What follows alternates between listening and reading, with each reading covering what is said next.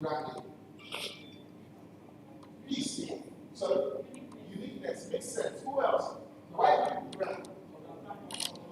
Sorry? Top of mind recall to acquire new customers. But I'll go with his answer.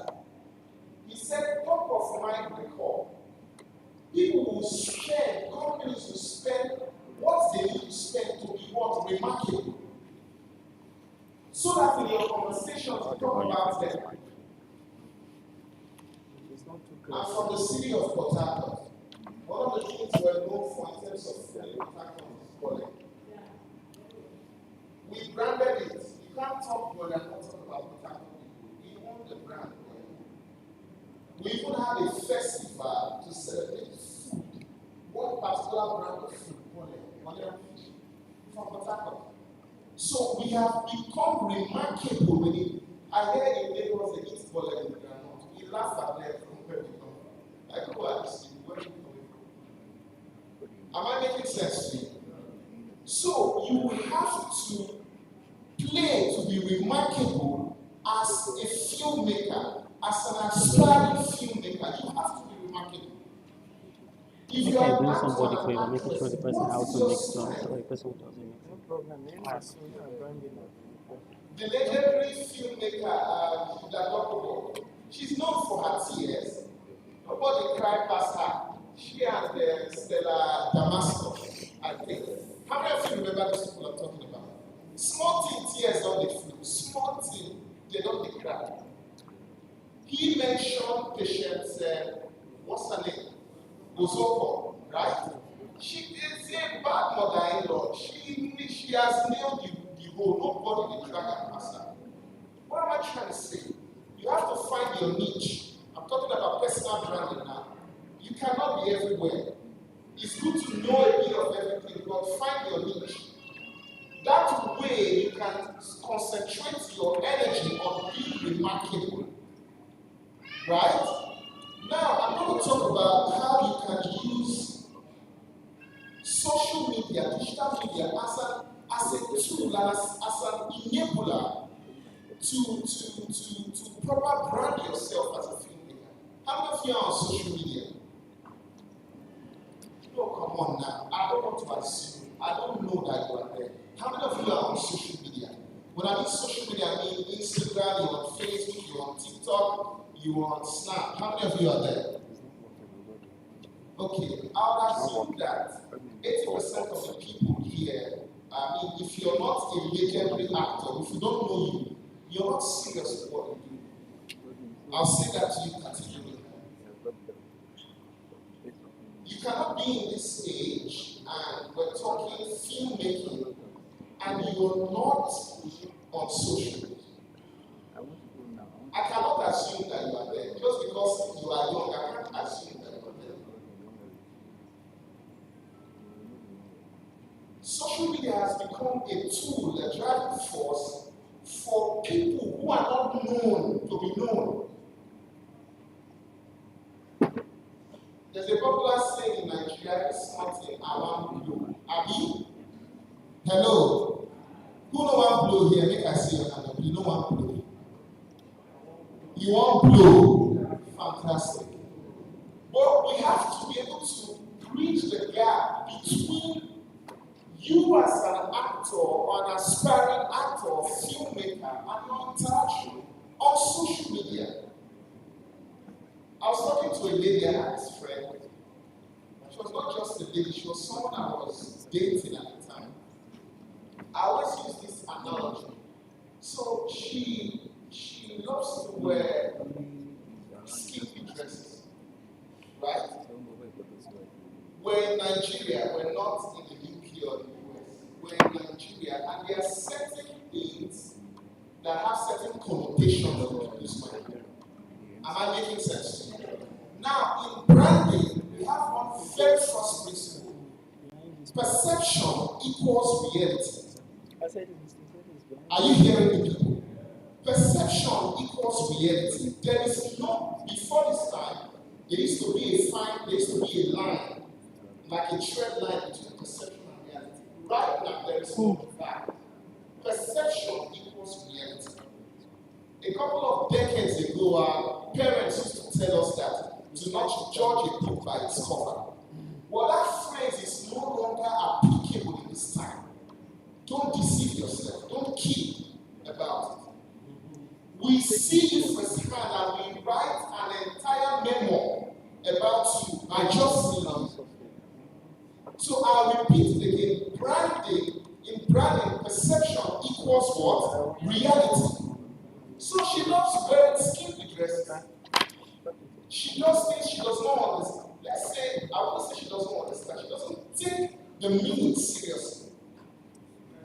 In a West skimpy dresses, they think you are cheap. Am I right? You dress in this and they think, she must be a call girl. Am I right? Now she comes to me and says, look at all that about basically on my DM and saying all these things. And I'm smart. Being a brand person, being the kind of person I am, I've already told that you can't dress like this. It has nothing to do with what you love. We don't talk to all the things we love, do we? No. You have to be what? Precise. Intentional is the word about what you do. So as a filmmaker, those of you, I know that only 10 to 15% of the people in this hall raise their hands that they are on social media. I'm not talking to the 90%, I'm talking to the 10% of those who are on social media. Who do people think that you are on social media? Someone says, my Facebook life and my life not it's a lie. You're just deceiving yourself. There's a study that says that people only share content that they relate to. It's a study. So you are there on social media and you're sharing content that does not depict your personality or character. And you come back again and confuse yourself and say, judge me by my post at your own peril. No. That is exactly what you are saying. We're talking branding now. Don't lose our line of thought. So, can I come to your social media handles? What's your name, sir? Yeah. Sorry? Dion? Okay. Can I, if we put your name on the screen and project it, can I know, okay, first of all, what do you do? You're a writer. So, can I come on your social media and in the next 5 minutes of being on your page and I can tell that this man, Dion, is a writer? Can I do that? What's your full name on Facebook or Instagram? Matthew_Keys. Are you on Facebook? Are you on Instagram? Not that you're the Twitter guy. This guy is wise. A round of applause for him. He's a wise man. What am I trying to say here? If people cannot tell that you are who you say you are from your social media, then there's something wrong. How are you able to build a formidable brand without being who you're supposed to be on social media? He was talking about, I was listening to this a few minutes ago, he was talking about the virtual where you are like an actor, where you guys have a session virtually. Are you aware that how many people close deals on acting from virtual rooms? They don't know themselves physically, they are just talking. Hi, hello, who are you? My name is Frank. What do you do? I'm a brand identity designer, I'm a brand strategy. I help develop brands. Oh, fantastic. Well, from your profile, I can tell you to this. Can you handle X, Y, Z? How many of you are following? How many of you are following? Someone just went through your profile and they're thinking, wow, this guy, I think I love his content. This is Dion now, a writer. They love his style of writing. Okay, I was in a bus. I was traveling from Kentucky to Lagos. And I engaged a lady. You know how they say close mouth and close lesson? See, nobody can sell your market fast. Don't let them deceive you. Say, other people need to blow your trumpet. It's a lie, it's not necessarily true. As a young, aspiring actor or filmmaker who is trying to create a niche for yourself, you must learn the art of communication. Communication is an integral part of branding. How you communicate. How many of you have heard about the elevator pitch? If you've heard about the elevator pitch, let me see your hand. I'm seeing one hand, two hands. Who I want to see the hands? One, two, three, four, five. Just 5%. We have to do more. That's what I told Right? An elevator pitch is a 1 minute pitch that sells you in an instant. So it takes, if in fact not up to a minute, it's 30 seconds. Traveling from ground floor, let's say on the 5th floor, how do you make yourself reflect? How do you create an impression? We talk about branding. This man, what's your name, sir? The one white guy. Matteo. He talked about being our phrase, being remarkable. That's what branding is. If you're able to do that, you have succeeded.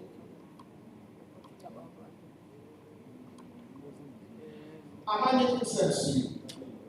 If you meet Edochie today, most of you filmmakers, aspiring filmmakers, what would you say to him?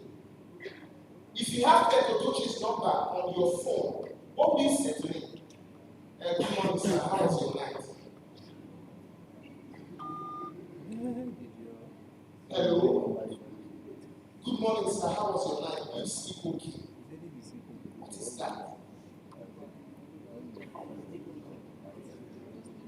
And then you DM them on socials on Instagram, say hi. Hi. If they really cannot respond, you drop another hello. They really cannot respond, you drop another sir. Come on now. You must be intentional. To develop a formidable brand and to be remarkable, you must know who you are, what you are about, and where you are headed. This is personal branding we're talking about. Being remarkable. So, I always give this exercise. I've been talking to you for the past 5, 6, 7, 8 months. If you want to tell someone about me, what would you say? I like to do that. I'm testing on the principle of perception. You don't know me, you don't know so much about me. I've spoken to you for the past 10 minutes. What would you say? Who would you say this guy is? Any ideas? Brand strategist. What else? It's a title. What else? What would you say? Nothing? Then I didn't make a good impression. A round of applause for yourself. Well, I like to think that if you must grow as an actor or an aspiring actor, you must take your personal business. Don't forget what I said. You don't get as one thing package to make an appeal. Right? You must have content. You must have value that you bring that makes you or that distinguishes you from the crowd. If you're a cinematographer, be excellent. I was talking about in my podcast, I usually share. I was talking about brand promise, right? A brand promise is the promise you give to your customers or your audience that they look forward to when they interact with your product or services, right? But when, let's take for instance, a brand like Mocha Phone, I don't know what right? They recently did an ad with what's this crazy fellow? The young guy who has the young guy has an English name. Shaggy, very remarkable dude. They did an ad with him to promote Mocha. it's under that light. Now, what is the simple brand promise of a bed or a phone making company? It's not comfort. Jerry. That's what they have promised.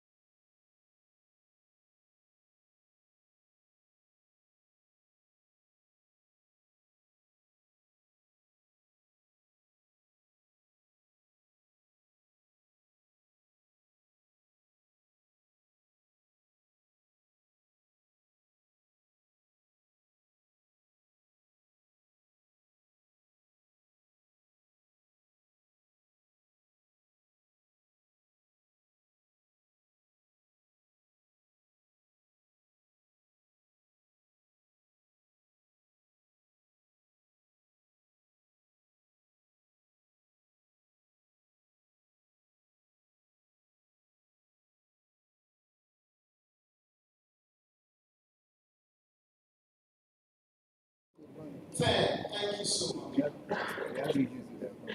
So please engage in the post because we're dropping content about Zuma. Some of you will see your faces on those posts. Engage in it. That's how we make Zuma more prominent for those who are not aware of what we're doing right here in Abuja. So use the hashtag Zuma Film Festival, the hashtag ZUFF, ZUFF 2022. These are popular hashtags. Zuma Film Festival 2022, ZUFF, ZUFF 2022. So as you begin to share the content, more of your friends, we're talking about personal branding, more of your friends begin to know that you are engaged in filmmaking activities. Let them begin to relate their mind to you as things concerning film and filmmaking. Can we go to Instagram? So this is our page on IG. You want to engage us here. So, Zuma Film First _. Let's do this for the next 1 minute. 1 minute. Zuma Film First _. So engage with what we're doing. How many of you are on Instagram now? We have 3 minutes left and I'm out of here. You're on Instagram. Let's do this real quick. Go on the post, comment, engage, and share. If you have friends who are also filmmakers, you should tag them to the post. Let them see where you are. Let them see what you are about. And then when you put out posts, right, use the hashtag Zuma Film Festival 2022. ZUFF, ZUFF 2022. We're going to do a quick exercise in the mountain. You're going to take a selfie. Take a selfie with your friends.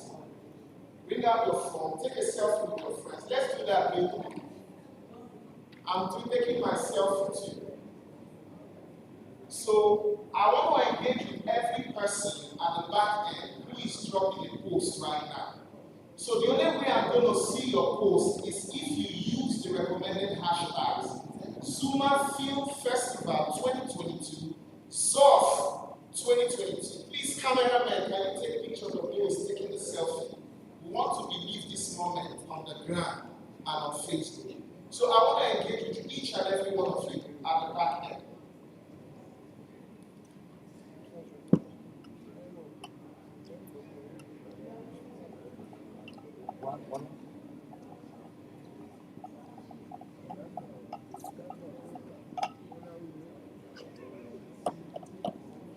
Okay, how many of you are there? Oh, that's the managing director, Nigerian Film Corporation, engaging in this exercise, taking a selfie with a group of attendees of this event. Please, a round of applause for yourselves. Now, I want to see you make that post right now. How many of you have made that post? If we search through the hashtags, we will see you on the screen right now. 1 more minute to go. 1 more minute to go. 1 minute to go. Let us know where you're making the post. On Instagram, and those of you who have your accounts linked, Instagram and Facebook. When you share from Instagram, it shows on Facebook at the same time. How many of you have made a post? I want to know those who have made it. The hashtag is Zuma Film Fest. Zuma Film Fest, or Zuma Film Festival 2022, ZUFF 2022, ZUFF 2022. So if we are, Nena, can you search? Go to search. ZUFF, ZUFF 2022. Let's see whose post is up there already. How many of you have made your post? 1 minute and I'm leaving here. Who has made their post using the hashtag? Nobody. Sorry? I can't hear you. Network. Okay, scroll down. So these are the posts. If someone has a post using the hashtag. So this is how people know what is going on. When they search through the hashtag, they're able to find you. They see you and what you're doing. You can also add other hashtags like film festival. So even international people having festivals, you can also see you using that hashtag. film festival, filmmaking, film Take awards. 1 hour. So these are relevant hashtags in your industry you should always use. God, my laptop is here. Yes, same hashtag.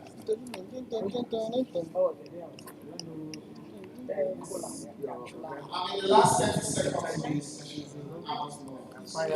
The last 30 seconds. I'm giving some of us who have done this. When you stand up, I see you because you can't give him direction. That's why I'm just like, How many of you learned something? just take care of yourself. No, A round of applause. My bad. Come on. I need to get to I'm not the kid. the customer. There is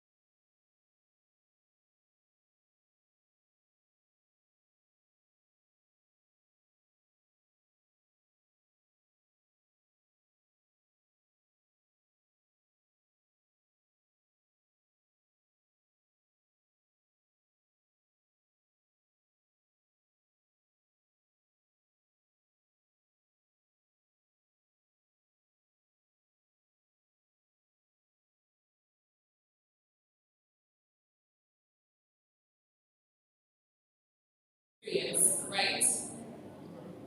Okay. Did anybody get to watch the South Korean film?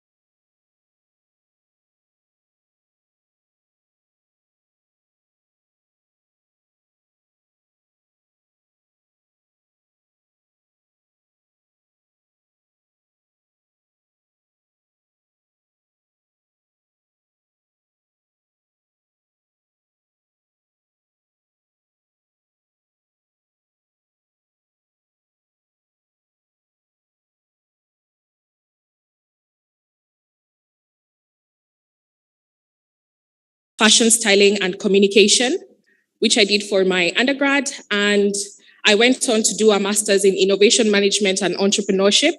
So I could get the business side of things, which I felt was missing in the industry, not just fashion, but the creative sector as a whole. We often are not trained about the business side of things. And so many times we take our passions as a hobby, so to speak. And therefore that reduces the level of professionalism that we have in the industry. So in Kenya, I work with the Kenya Fashion Council. One of the members who helped to kick it off the ground. We do a lot of lobby work with the government to give a voice to the industry. You know, we lobby for, I saw yesterday there was a celebration, and I was seeing even young girls and guys just dressed in very nice, beautiful African print outfits. In Nairobi, it is very rare to see that unless you're going for like an event or like a traditional family gathering, that sort of thing. But what we've been doing with the Kenya Fashion Council is really trying to lobby so as to encourage citizens to take up and to buy up locally made fashion. And today I'm actually wearing made in Kenya designers brands. Yes, so these are different brands I'm wearing. And so we recently had the Wear Kenya Friday as something that was given as a presidential sort of mandate that was given. And so that's some of the work I do. I do project management in the fashion space. I do one-on-one styling for clients, from business people to politicians to young career people who want to advance and take care of their image. The speaker before me just talked about the importance of having a personal brand. And so I work with people who want that image, the image that they give out, to be something that is part of their personal brand. Okay? And so I also offer image training services for corporates, fashion runway styling, editorial styling, writing in fashion magazines. And then what I do a lot of is costume design for film, which is what we're here to discuss. You know what? Allow me to thank the FCT Abuja and also the Zuma Film Festival and the managing director, Dr. Chidia Madueke, for inviting me to be able to share what I do. I'm really excited to be here. I'm really excited to be in Nigeria. It's my first time. I'm really enjoying my time here. Thank you. Thank you. And can I tell you something? People even in Kenya ask me if I'm Nigerian. Can you imagine? People often ask me, are you Nigerian? I'm like, where did you get that? So I hope I look like I feel I'm at home. Thank you. Thank you. Yes, so my first experience in doing costume for film was actually before I even went to train in university. There was a play at the Alliance Francaise du Nairobi. I was studying French and there was a play, and because I was into fashion, I got the part to do the costumes for the play. And then I later on went and I trained in fashion styling, and I thought I knew about fashion. So I was just going to make it official, get a paper stamp saying, yes, I do fashion. But what I realized when I started studying is that I hardly knew anything about the industry, about the processes, about what is actually involved. So I really want to commend all the film students here. Please clap for yourselves. You've taken time to train on your craft, to train in your passion, and it's going to make all the difference between you and the person who has not taken time to train in their craft when it comes to how you perform when you get to the industry. So I came back to Nairobi from London, and I was invited for a private viewing for a TV series that had just been shot. They were all friends of mine, and they have a production house, and they told me, you know what, come, we're having a private viewing, why don't you come and see what we've been up to? So we watched the TV series. It was great story, great acting. And so at the end of it, we were having the discussion with the actors and the crew and everybody, and I was asked to give my feedback. So my feedback was, it was a great story, but the costumes did not support the story. And you know, you would think maybe I'm saying that because now I want the job to do the costume design, which I did, yes. But it really wasn't selling the story. So for example, there was one scene in this story where there was, I think, two brothers who were in love with the same woman at some point. One got arrested, taken to jail. He just come out from jail and get crashed this family dinner. And then his successful brother, who was very successful and rich, who was now married to this lady that they were both in love with, was sitting on the table next to each other, and they were dressed exactly the same.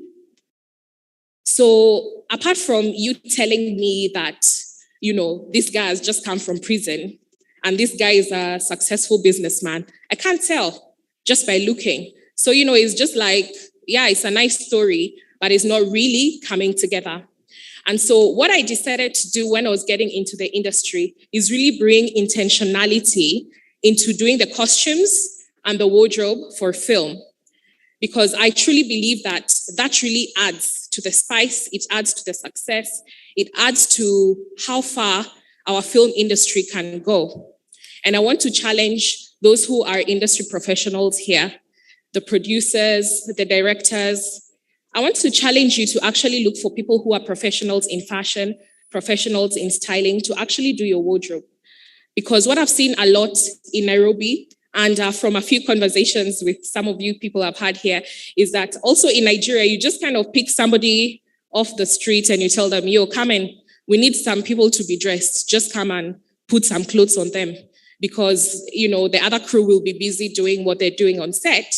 And then they wouldn't be able to still be able to manage the costumes, which for me, I believe is where we fail, and it's why you kind of watch a story and you glaze over, your eyes sort of glaze over, and you don't have that thing that remains with you, like Wakanda and Game of Thrones and Coming to America and Sex and the City. This shows that like the visual impact, it really just goes into your subconscious mind and you're able to stick with it and you're in love with this film.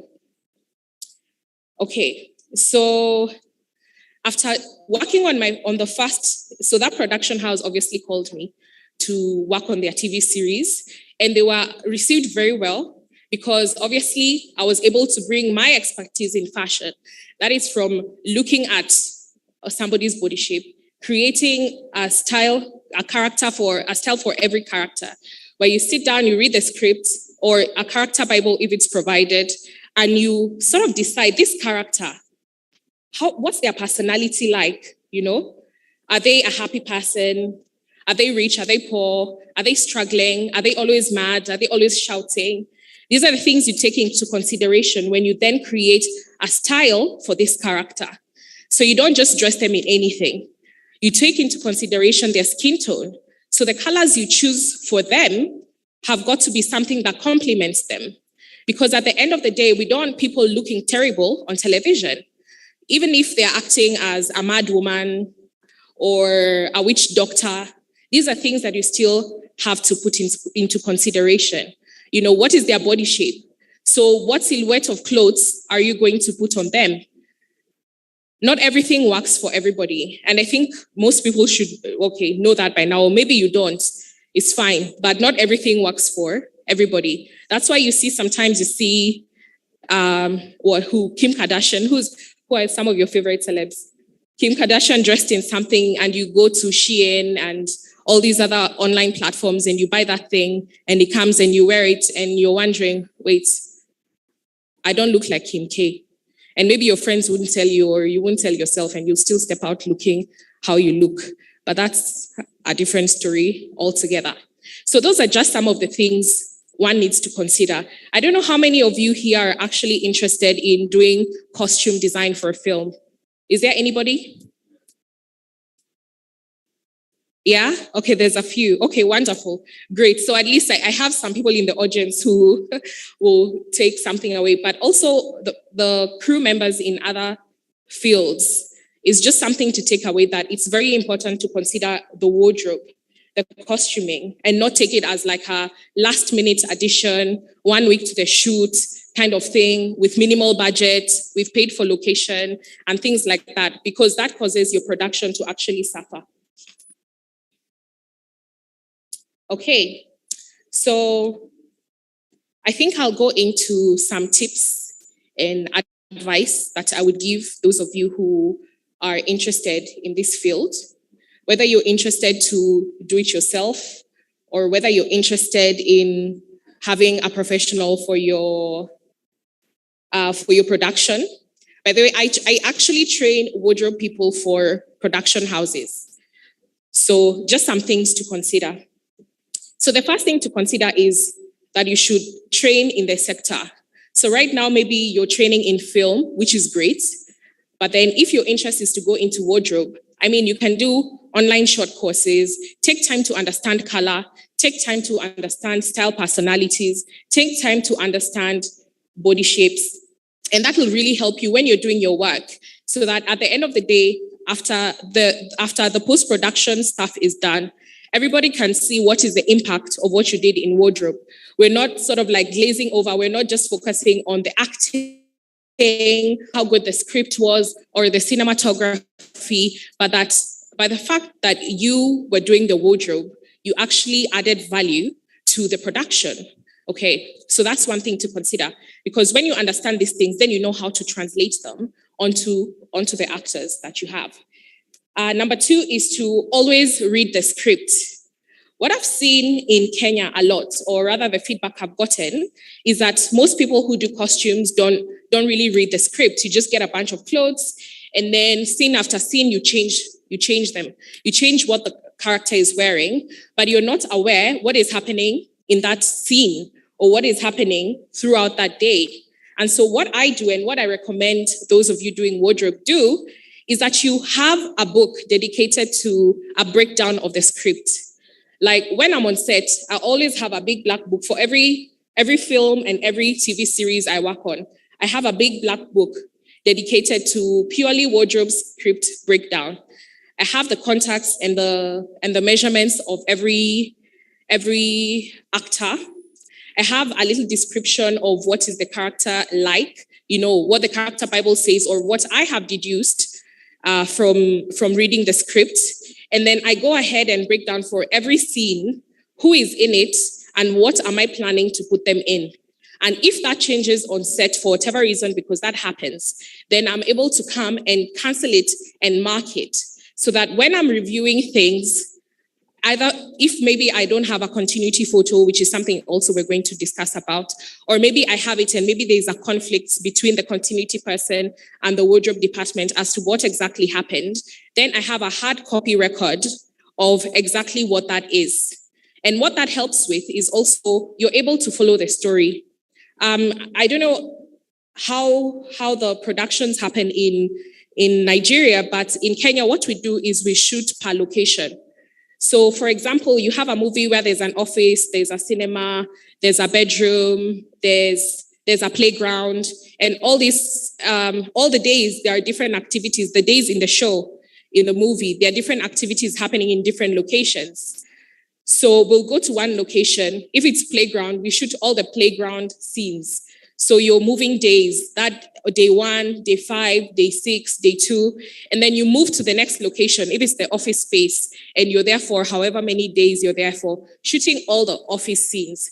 So then obviously continuity is something that you have to really keep on top of, because you can't have somebody leaving the office dressed like this, and then when they get into the car, they're dressed in something else. Then the audience is thinking, wait a minute, what happened there? And such a gross mistake could actually cause for a reshoot, which is very expensive to reshoot. And that could also cost you being called back to do more work on subsequent productions. Okay, so the other thing to consider is when you're dressing somebody, you have to consider what are they doing throughout that day? Is there a big thing that happens? Is there a big incident? Is there a big emotion within that story of that day? Because then that's the thing you want to focus on as to how they dress, okay? Because if you dress them for their morning, say the morning in the script, what they're doing in the morning, which isn't the big thing in that day, that day for that character, when it comes to the big thing, then what they're wearing doesn't support them to really bring out whether it's an emotion or an action, it doesn't support them to really bring that out. And so that's what you need to pay attention to. So let's say, for example, you have a film where there's a babe, she's a boss babe, and she's being tuned by some guy. And so we see her during the day, she's at work, she's a boss, she's doing her thing. Maybe she needs to be like a bit serious and strict, maybe. And then later on in the evening, she's going on a date. But she doesn't get to go home and change. So how do you dress her? Or what do you decide to focus on her dressing? Yeah? So let's say, for example, okay, actually, let's see. There's a lady who said that you're interested in doing wardrobe for a film. Yeah? Would you like to maybe tell me how you would dress her? I'm looking at you with a fringe and the white dress. Shall I repeat the question? Okay. So I'm asking, you have a boss babe, okay? We usually see her going to work, doing her thing. She's the boss, she's strict and all this. But on one of the days in the movie, in the evening, she's going to meet this guy who she's into and is into her and is trying to, woo her. Yeah, and she doesn't get time to go home and change. So she's leaving the office straight to her date. How would you dress her, for example? I don't know if there's another mic.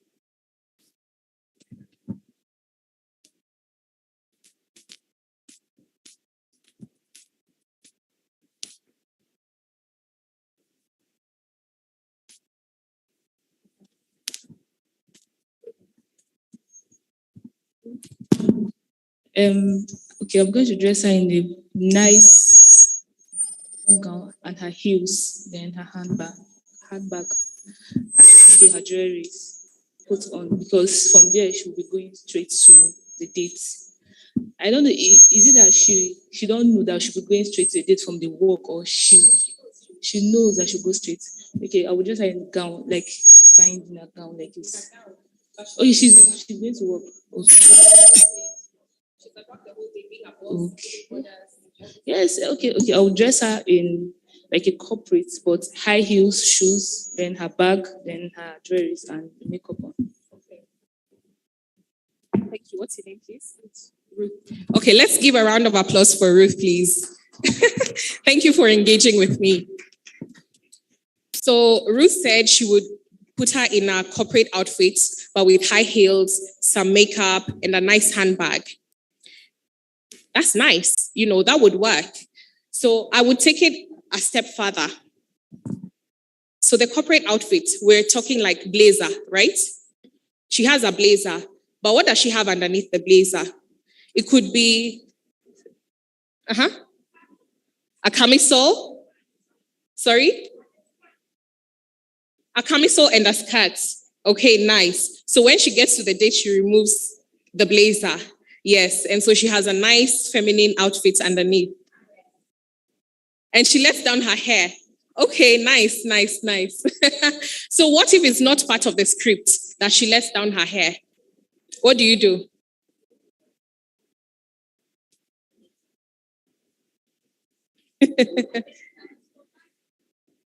Yeah, okay. She says you can improvise, which I agree, but this is something that you can propose to the director. You can say, hey, you know what? When she's going on the date, I want her to let down her hair and I want her to take off the blazer. Is that okay? So you don't do things that, you don't come and tell your actor, when you get to that date scene, just take off your blazer, let the guy take it off and hang it on the chair, because you're now starting to create your own story, and we didn't write the script. And that's one of the points I'm going to touch on, the importance of working with the other people on set and owning your space. So if you're doing wardrobe, you own your space, you own wardrobe, and you say, for this scene, it'll be great if she lets her hair down. And it'll be great if she takes off her blazer. And maybe they'll even come up with, you know what, it'd be great if the guy helps her to take off the blazer. It starts setting a really romantic mood. This guy is a gentleman. Yeah, let me take your coat, hang it on the chair, pull the chair, and we have like maybe a whole scene where she takes off her hair and shakes it, if it's shakeable, depending on the hairstyle. And maybe that's where you even discuss with the hair person, can we have this lady in some hair that can flow, even if it's braids, and she'll have it up and then she'll take it down. So the role of wardrobe and costumes can really add to the sauce and the flavor of a film. And it's just the little things that cause people to just like have an emotional reaction that causes them to have an emotional attraction to your production, and it remains more memorable rather than if you just watch it, So she has a nice camisole, maybe it has a V, and then we get the makeup lady to come and apply to lotion her hands very well, add some bronzer to her décolleté. So she's just shining and glimmering. So even as the audience, when you're watching, you can see why this guy is attracted to this babe, right? Right? Thank you. All right. So the next tip I would give you is to create an organized system. You have your own system for how you're going to organize your costumes. Are you putting men's things separately from women's? Are you having a suitcase for every character?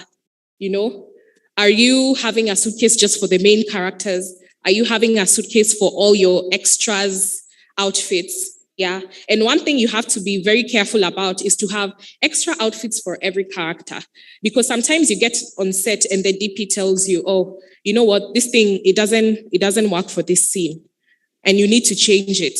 So if you had only exact number of outfits, you're in a fix. What do? I don't have anything else, So when you're properly prepared in advance, you're able to be flexible and move with what the rest of the team suggests. Or maybe the set designer tells you, you know what, this color, for this room, we're doing this color. Can you put her in something brighter because the room is quite dark?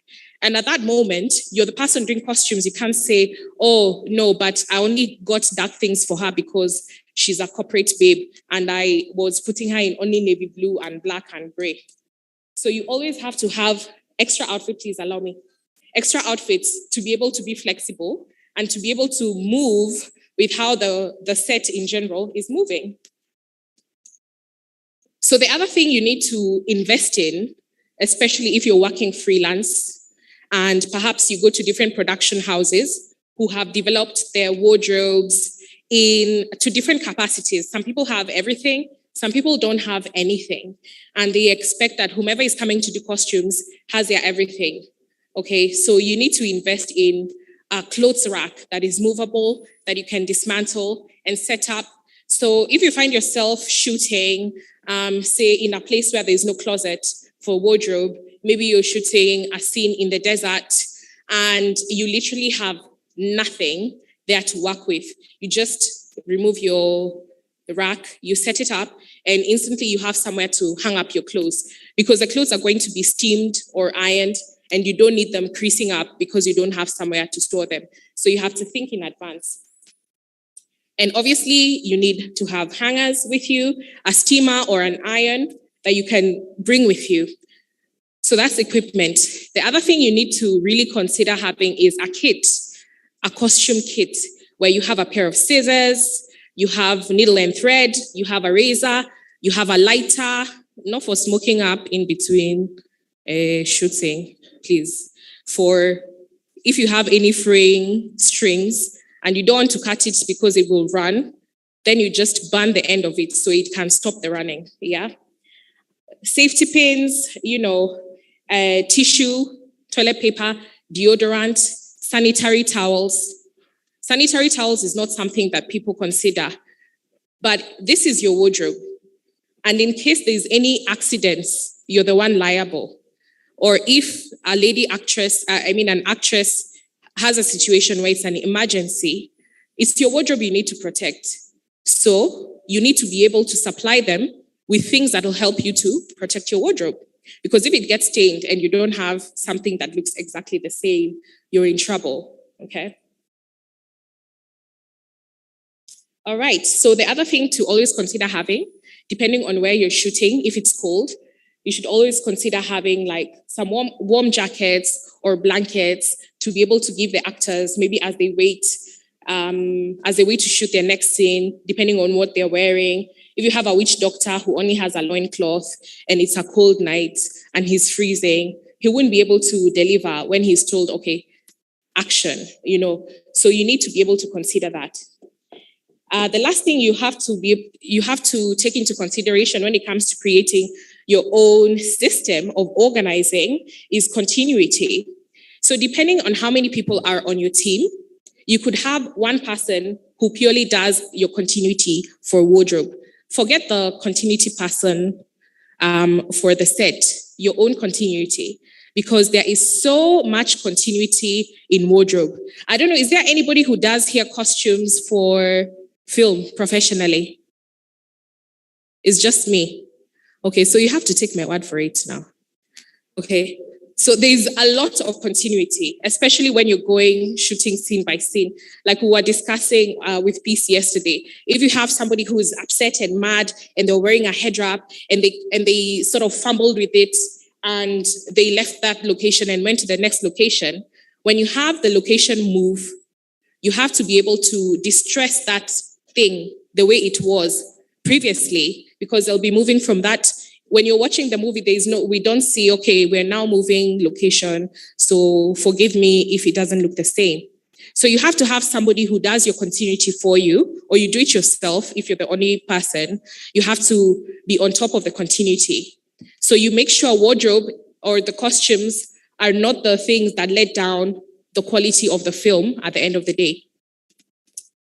Okay, are we still together? Are you enjoying my talk so far? So I'm not just chatting to myself up here. Okay. They say the higher you go, the cooler it becomes, but I tell you, it's really hot up on this stage. Whew. Okay. So the other thing I want to talk about is working with others. So costumes are not an entire department by itself. It is an entire department by itself, but you're working with other people, okay? You're working with the set designers, you're working with the DP, you're working with the producer, you're working with the AD. All these people are people you have to cultivate a good working relationship with, because that will help you to be able to execute properly. So let's say there's a bedroom scene and there's some emotional something happening and you really want to bring that out with your wardrobe. Before you pick what your actor will be wearing, what the character will be wearing, maybe you want to consult with the set designer. Hey, you know what color is this bedroom? Because I really want to put her in something that will bring out this thing that she's doing in this scene, or this thing that he's doing in this scene, okay?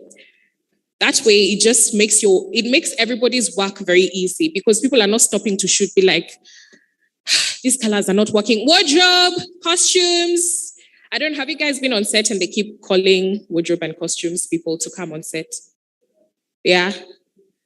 And sometimes people even forget your name because they're just being called costumes. Anywho. So the other person you really need to work with you need to work with closely is a continuity person, just to make sure that what you have for continuity and what they have for continuity is the same thing, to avoid problems moving forward. So the other person you really need to work closely with is the producer or the AD. For me, when I see the producer, the director, the DP huddling in a conversation somewhere, I'm always waiting. When they break, I'll be like, so what did you decide? Did you change the sequence of the scenes? Because I want to be prepared. I don't want to be caught by surprise, like, so we are now shooting this scene, and then you're now looking for this costume. You always have to be aware before the scene begins, what's the next scene. So what I do, part of my process, is that when this scene is being shot, I know what are the next two scenes, and the clothes are already hanging on the rack.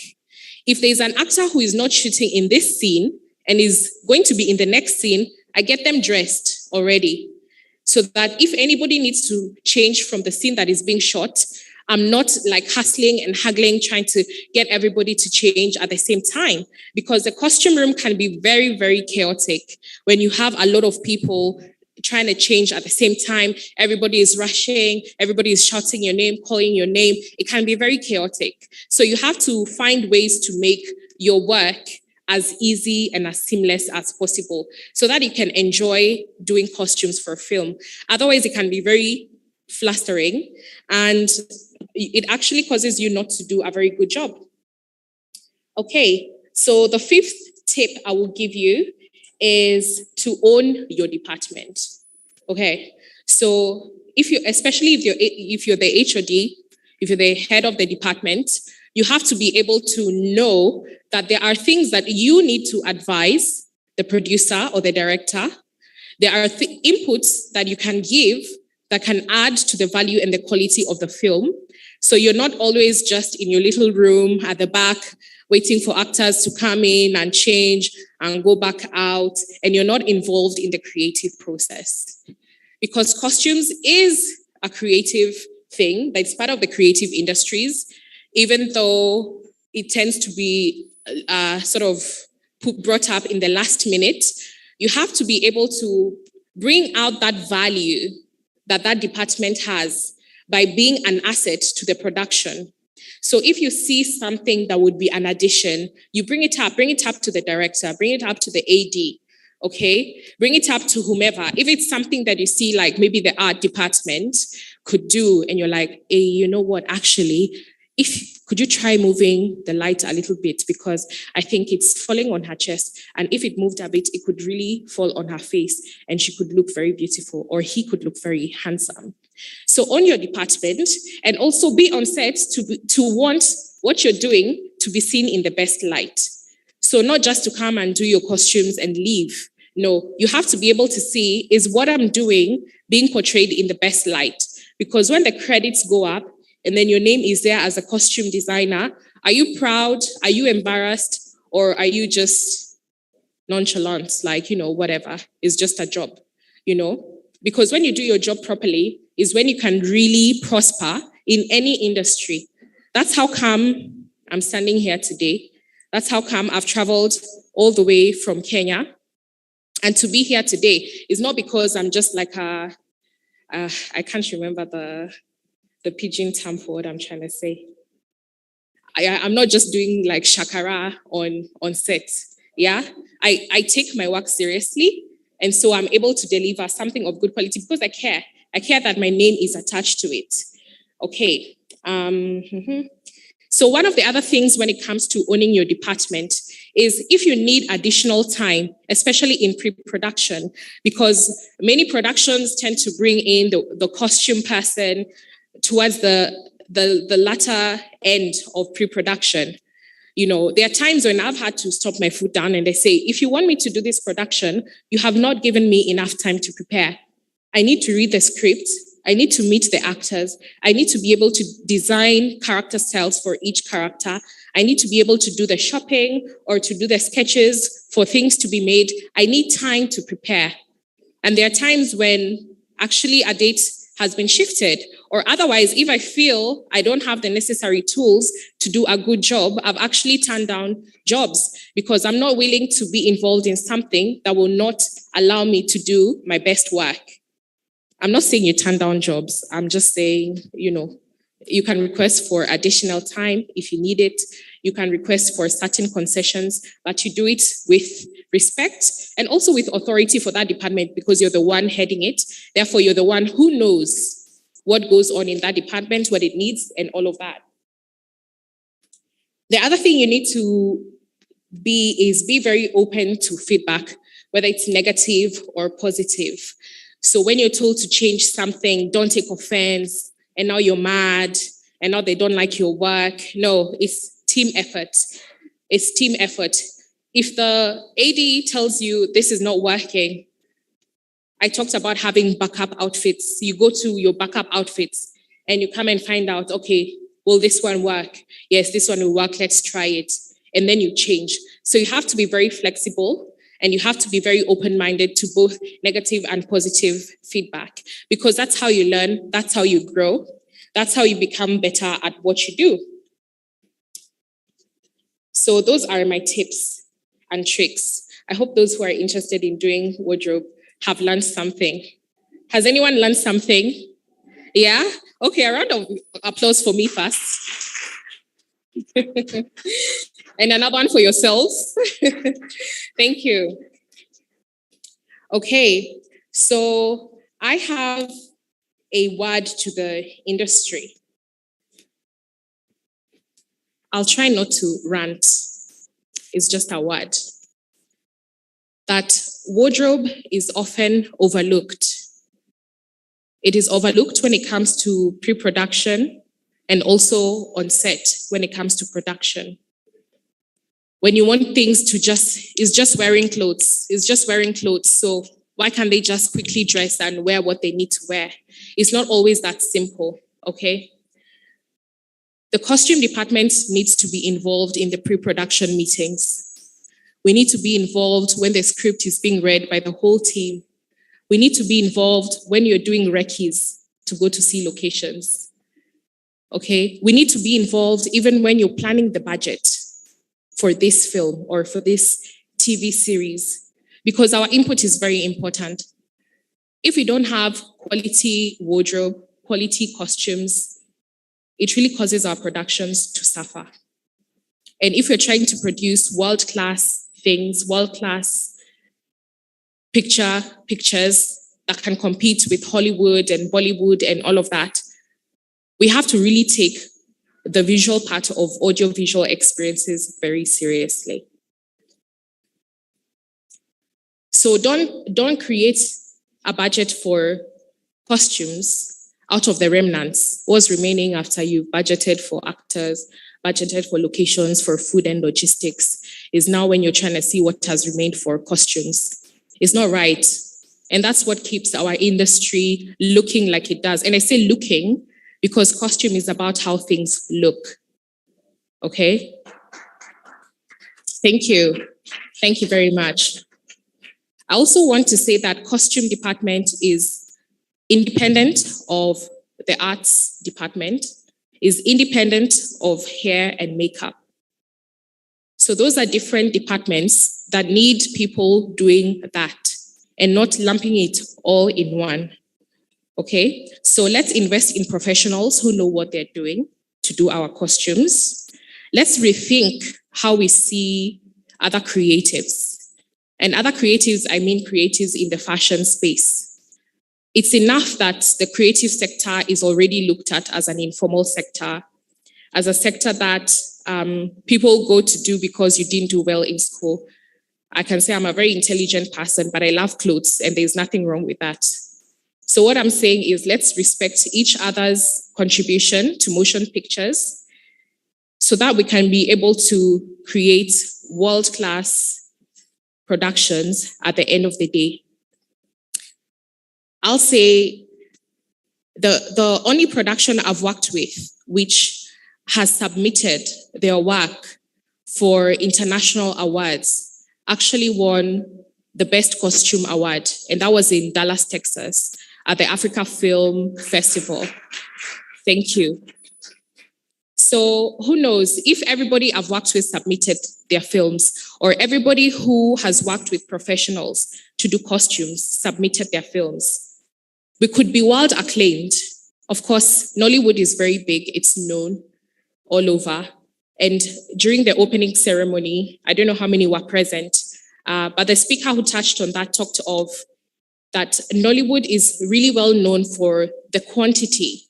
I think they said it's number 2 in the world for the quantity of films presented.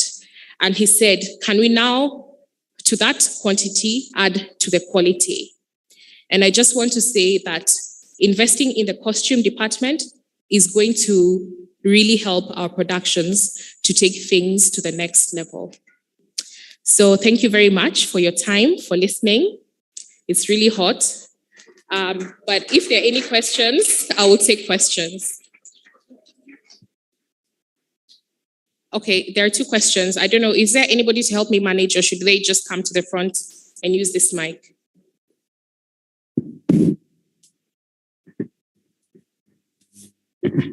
Thank you very much. That was a very beautiful presentation. Very, very beautiful. Please, she deserves a round of applause, please. What's your name again? Your name? What's your name, please? Okay. You're from Kenya? Thank you. I want to comment on the last statements you made. I agree completely that the makeup and hair departments, they are different because everybody's searching for identity. But I do not subscribe to the fact that you're going to take costume out of production design. Sorry, come again, please. Did you hear that? I said I completely agree with you that costume department is different from the makeup and the hair. But I do not want to subscribe that you can separate it from the totality of production design. Yeah, reason being that costume also help in the look and feel of the entire production, and production design is at the forefront of trying to cement and amalgamate all of this look and feel as it concerns the scenery, the colors, the costume. Because there was a point you made that is very, very, which is something we try to always talk on here. And that is, most people just think costume is about giving people dress to wear, clothes to wear, so they don't appear different. How costume enhances the storytelling potentials of the film is something that a lot of amateur costume designers just take for granted. And I'm happy about the crowd that is here. We are young, up-and-coming filmmakers that want to begin to take interest in other areas. We also begin to try to encourage others to look beyond just being in front of the camera, because everybody wants to be a star. So when you are through, I want us to discuss that, or if you want to make comment on that. I do not subscribe to the fact that you can take out, separate costume from the totality of production designing. Thank you. My name is Ambassador Lancelot Oduwa Imaswe. Thank you.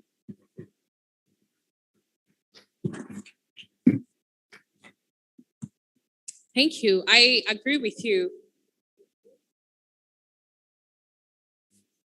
Okay. Yeah, you can just come and ask your question. I'm just saying that I agree with what you said. Thank you. What's the name, please? Siroma. Siroma from Kenya. I quite appreciate your lecture on costume. Is it costume and makeup or costume? Costume. You see, you were able to exemplify that is the practicum. Able to exemplify the practicum of costume and make of costume. That is how it is done, giving examples. But you see, what are the basic principles of costume and makeup? Costume.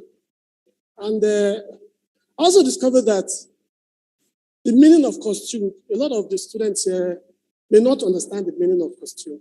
And you know that, in fact, costume itself is an interpretative, it's also a creative work.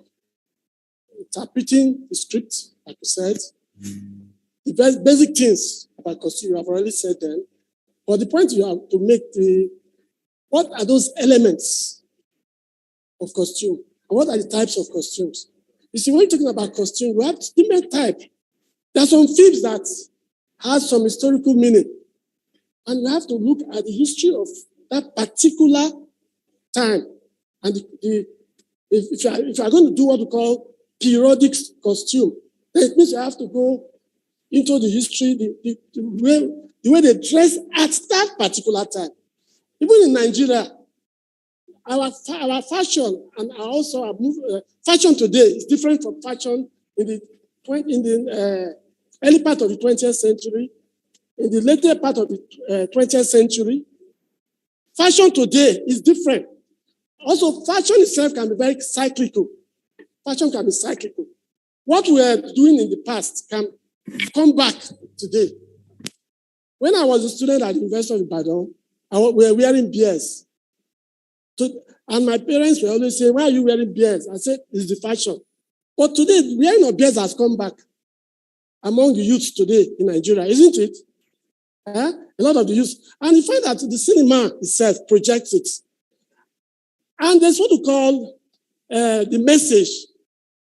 Costume itself, if your costume, the message itself, the costume is part of the message. It's what we call the semiotics of performance. It's part of the message. The message of the film itself, the costume itself is part of the message. If the costume is not properly done, then the message will be missed by the audience. Yesterday, I was watching a film. You see, the Zuma Michael is a very good actor, but he has used to be acting as a youth, mostly as youths in most of these films. But yesterday, he acted as a very old man. And I saw the costume, I saw the makeup. And when I saw it, I was so enthralled. But I discovered that the makeup itself was not too good. You will just see that it's not natural. I also agree with you about continuity.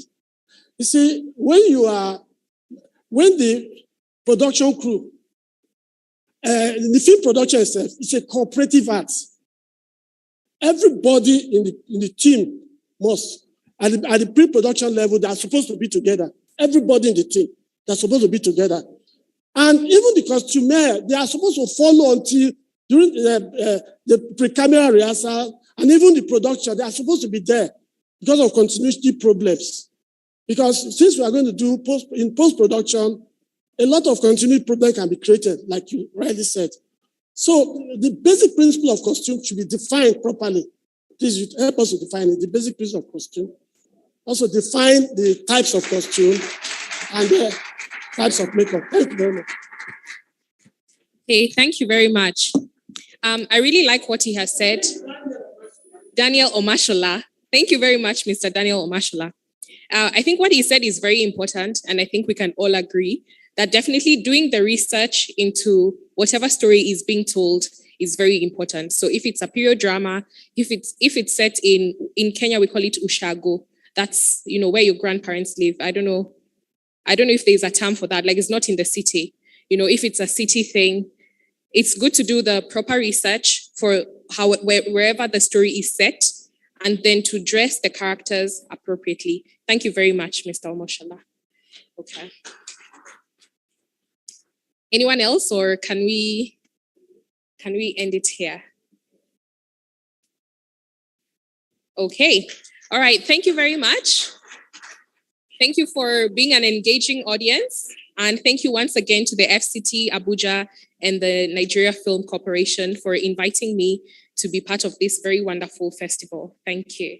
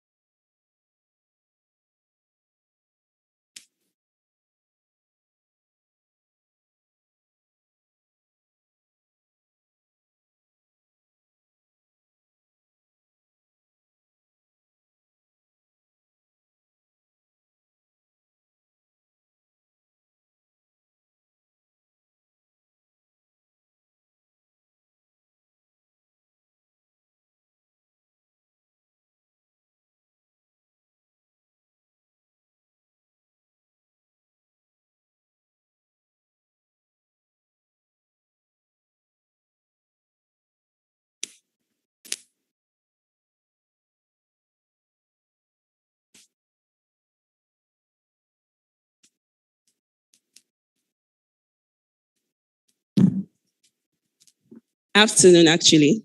Good afternoon.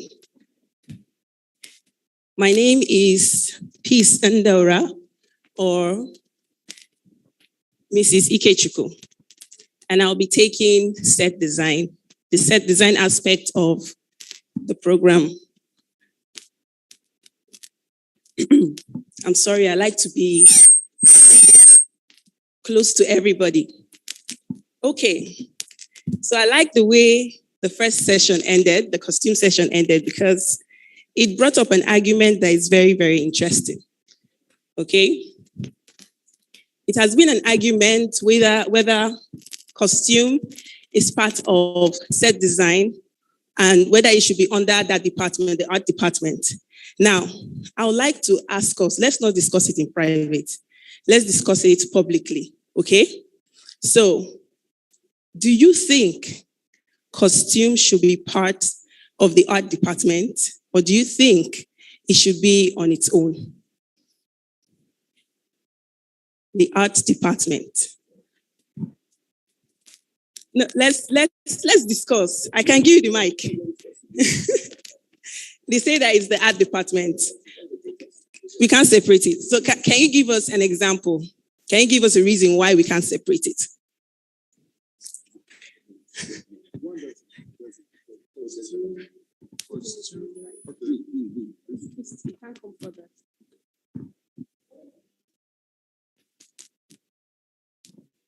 Personally, why I say is it must be under the arts department because they work pari passu, so to say, but must be managed by different persons. A costumier, a costume person, or a costume manager, and there must be a set designer. But they must work hand in hand. That is the truth. But you cannot separate the two from the arts department. Good. All right. Thank you very much, sir.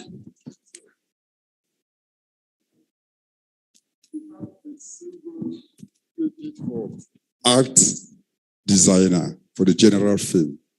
And the art designer in his own department includes both costume, props, makeup. You understand? So they are part of the things that tell the story. Like somebody rightly said, you can completely do a movie, a complete art, without dialogue, but just with costume. So it's part of the art. Thank you very much, sir. So let's go a little bit further. A handbag or a wristwatch. What department gets that? Props. It's a very big argument. It's a very big argument because when I worked in the art department, we always had a fight over this. For example, somebody is saying costume, okay? But sometimes it's the art department, sometimes it's costume. Now, when you have a situation, I had this situation actually, where a particular character was to be carrying a particular handbag, right? And I went to the costume department because this character already has a handbag. And when I went to that department, I asked them, please, can I have this character's handbag? It's a prop on my set. And they told me to go and get my own handbag. I was like, don't you care about continuity? They said, no, they cannot give me their costumes. And we had a very big argument. We had to come to a conclusion that the art department and costume is a collaborative effort. Okay? We work together hand in hand. We decide together, okay, I have this scene. This is social character scene. There are supposed to be costumes in the wardrobe. I go to the costume department and ask them, please give me some of these characters' costumes. I will put some of my costumes there to make it realistic. Are we together? So we must work together. Now, the art department is one department that I feel has been, it has not been given the credit that it should get. It's one of the smallest departments. When I watch I love to watch films, foreign and Nigerian films. So when I watch Nigerian films, I notice that in the end credit, we just have props. There is no art department, just props. Most of the films. Are we together? We just see props. And props is a department under the art department. The art department is one of the biggest departments in a film production. Are we together? Now, that art department has a set designer. During the pre-production stage, the set designer sits with the director, the producer, the DOP, and the light department, as well as other departments, right? And then they come up with sketches for each set. They bring out their budget, and those sketches are now transformed into 3D sets. This is for a big production. They are made into 3D sets that will be used to show the director. You show the director and ask him whether he likes it like this. And if he doesn't like it like that, he will make his corrections before we go on set. So there's a lot of research that a set designer must do before the production starts. That is why he must be one of the first people to be approached. As soon as the script is ready, the set designer has to be approached so that he can make sets ready. Now, I was watching a Nigerian film. I started watching that film from the middle. And the bedroom scene was so beautiful. I admired it. I admired the bed sheet, and I enjoyed the film. When the film ended, I began to watch another film. And the very second scene of this different film was in the exact same bedroom as the first film, with the exact same bed sheet. Nothing changed, but it was a different film. This is one of the challenges that I think our film industry is facing. This is one of the challenges I think our film industry is facing because they're not putting effort into dressing sets. Okay? When I worked with the art department, we rented a very large expanse of land, and we built different sets on that land. We had a pharmacy, we had characters' homes, we had a hospital, we had restaurants on that lot. And then when we went outside to use somebody's house to shoot, I think the only thing that was in that place that we used were the seats. Every other thing we removed and put ours. Because one, it's not our house. When we finish, we strike and we put back their things. If we leave our things there, they might get missing and we'll have continuity problems. We're trying to avoid continuity issues, so we dress our sets, even our exterior, our outside sets, we dress it ourselves. We make those sets look the way we want them to look in collaboration with the director. Now, there are many things to put into consideration when you're doing set design. One of those things is light. You're dressing a set, the lighting department will ask you, what are the sources of light in that room? What is going to be the source of light? And you discuss with the DOP. The DOP will tell you, okay, I want a lamp here. It's not the light department that's going to produce that lamp. It's also part of the set. So it's you as a set designer that will produce the lamp. Now, there are hierarchies in this department. There is the set designer who organizes and brings all the creative minds together in the art department. Then we have the prop master. We have the standby art director. We have the constructors. We have the set dressers. We have prop buyers. Okay, the department is very large, and everybody has their distinctive duties. If you are to be shown okay, an image, so the set designer is the one that interacts with the director, the producer, and he comes back to his team and tells them, okay, this is what we're supposed to do, and everybody gets to work.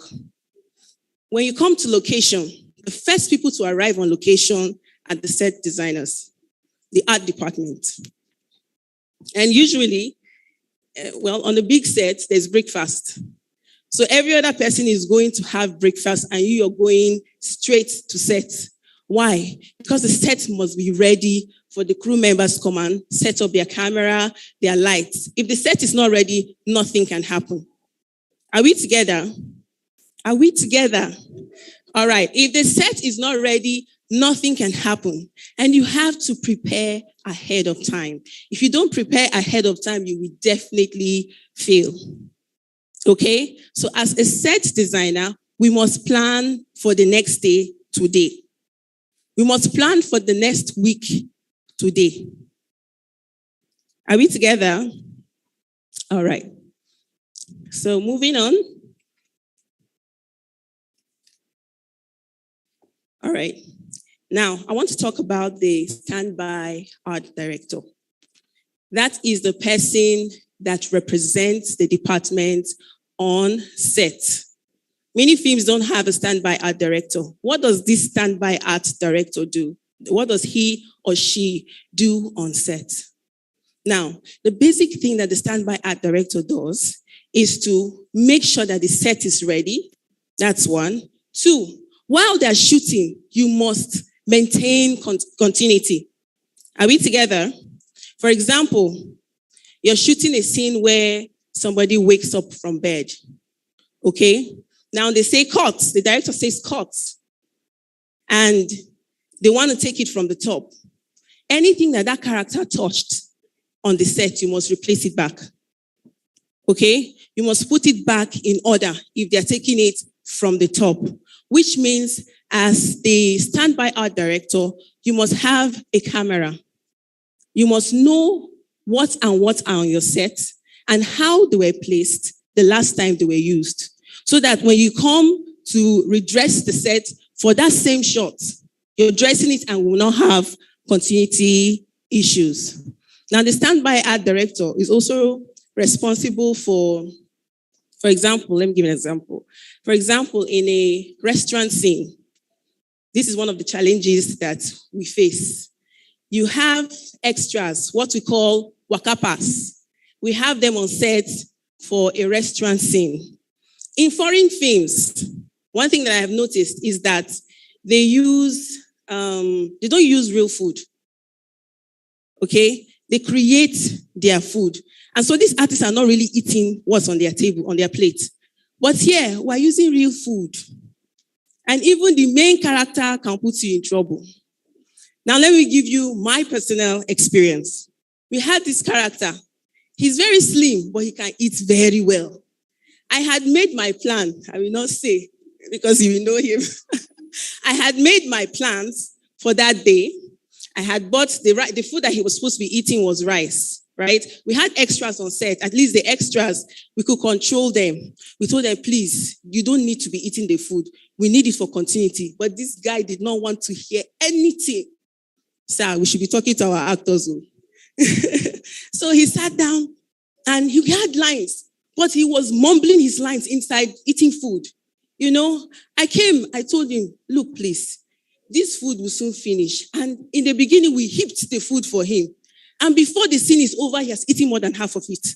So I had to come and meet him, please, we don't have so much food. Can you reduce your eating? He refused. He ate almost 4 plates that day. 4 plates. I was very lucky that the director was a very smart director, right? And he understood my plight. You know, eventually, after eating the food, they were supposed to break the plate. Okay? And then he kept on finishing the food. So which one we used to break on the ground? You know? So when you are the standby art director, you must work very closely with the director. The director has to be on your side, or you have to be on the director's side. Because if you're not working together, you're going to have issues. Are we together? You have issues. Now, there are also constructors, people that construct on sets. The sets that we built on that lot were actual blocks. We used real blocks to build those sets. We didn't use plywood because we shot it was a TV series. We shot for almost 3 years, and those sets needed to stand in rain and in sun. Now, like the costumier said, she said you have to plan ahead. All right. You also have to plan for things that are not seen. Now, the department can be very complex as well because there's somebody that handles props and there's somebody else that is going to be representing the department on set who is a standby art director. There could be issues. Let me give you another example. We created a set, a restaurant set. Okay. And the prop man was the director wanted a bar where there will be assorted drinks. It's supposed to be a posh restaurant. So he wanted assorted drinks on that bar. And when we created that set, the prop man was supposed to bring different types of drinks, like brandy, whiskey, and stuff like that.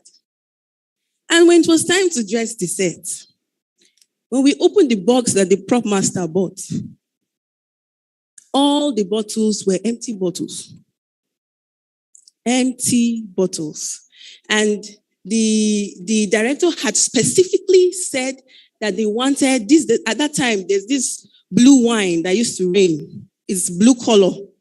They wanted that blue wine to be there. This guy brought only empty bottles. So we had to start thinking fast, what do we do? For the drinks that they look brownish, we quickly looked for Lipton. We heated it up, got the brown color and poured inside. But for that blue drink, red one, you can get berry juice and pour inside. But for that blue drink, they were not going to be drunk. I'm thanking God because they didn't have to drink it on set. They were just for decoration. For that particular blue drink, I thought to myself, what can we do? What do we do? So I went out and I looked for, no, I wish I thought of blue. I didn't think of blue. I went out and I looked for Omo. Omo, super blue, Omo. The blue Omo. I looked for it and I diluted it in water and poured it inside the bottle. What I'm basically trying to say is that you have to think fast. If you're in the art department, you have to think fast. If not, you will delay the project and everything will be your fault. Are we together? Now, my thoughts. I think that we need in Nigeria, I don't know if there's any, but in Nigeria, I think we need an art department house, if you know what I mean. Now, there's this in my head, it is a very vast land where so many sets are put up. So you can come to that place and shoot a full movie, okay? We can change the set to however you please it to be, okay? But you're shooting in one place. Do you know how many issues you're going to solve by just shooting in one place? That is what we should be looking forward to in the art department here in Nigeria. And if I have the opportunity, that is one thing that I want to build in Nigeria. It's going to be a large expanse of land. Then we are going to have a store, a prop store. Do you know that sometimes props can be human beings? Are we together? You want me to explain that? Well, when you watch foreign films, you wonder how do they do it? This character fell from up and we saw how he hit the ground and broke his head. How did they do it? Can anybody try? I'm seeing people nodding their head. I wish the mic could reach us. Can anybody try? Apart from the veterans here, can anybody try? They are oppressing me. Students, don't form my hand. Can anybody try? Yes, now raise your hand. Let me see you. Please come. Come and tell us what you think they did.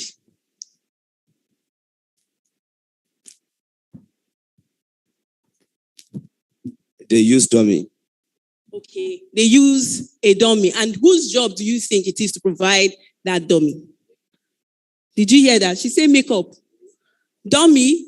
No. No. It is the art department that provides that dummy. They are artists that is their job. I'm going to play a video before I go and sit down. And it's just a very short documentary on the tedious work that the art department has to do. This is just the tip of the iceberg. It's just a short documentary on the tedious work that the art department has to do to make the film very realistic. I had an experience once. I didn't know that babies were not, we're working with expectorates, and they have some rules that sometimes we don't obey here, okay? So you're not supposed to have real life babies on set, okay? Sometimes we don't obey that rule. I watch Nigerian films and I see the way they're handling a real life baby. And I tell myself, I can never have a child and give it to anybody to shoot with. So in my mind, We were on set and we had this scene where a baby was going to be brought to the hospital. And in my mind, they've casted a baby. I didn't know that I was supposed to provide them with a baby. In my mind, there is a baby that is going to be used. Okay? So on set, they came and met me. Where's the baby? I said, the baby is supposed to be an artist, not me. I provided them with the shawl and everything to make it look like a baby, but you put your baby in there. It's not my job to get you a baby. And it was explained to me that real life babies are not supposed to be used on set. Okay? So we had to also improvise. You know how you're in secondary school and then you use a cardigan. You do that thing. You fold it in that way and then wrap it and then make it like a baby. That's what we did.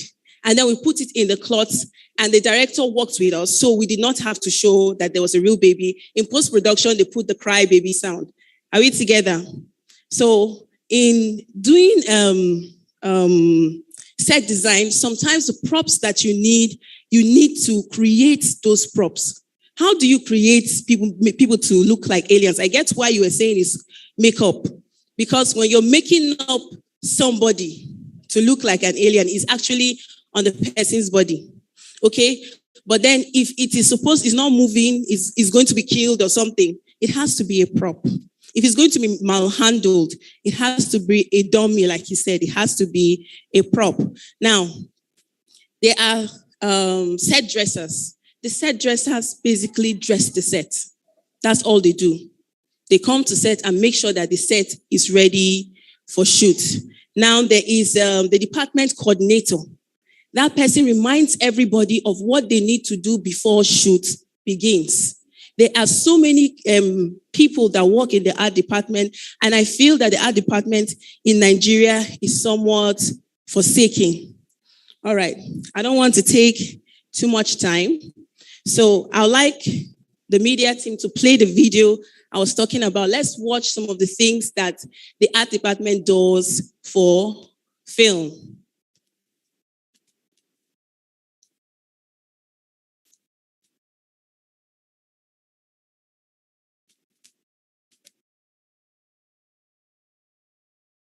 No sound.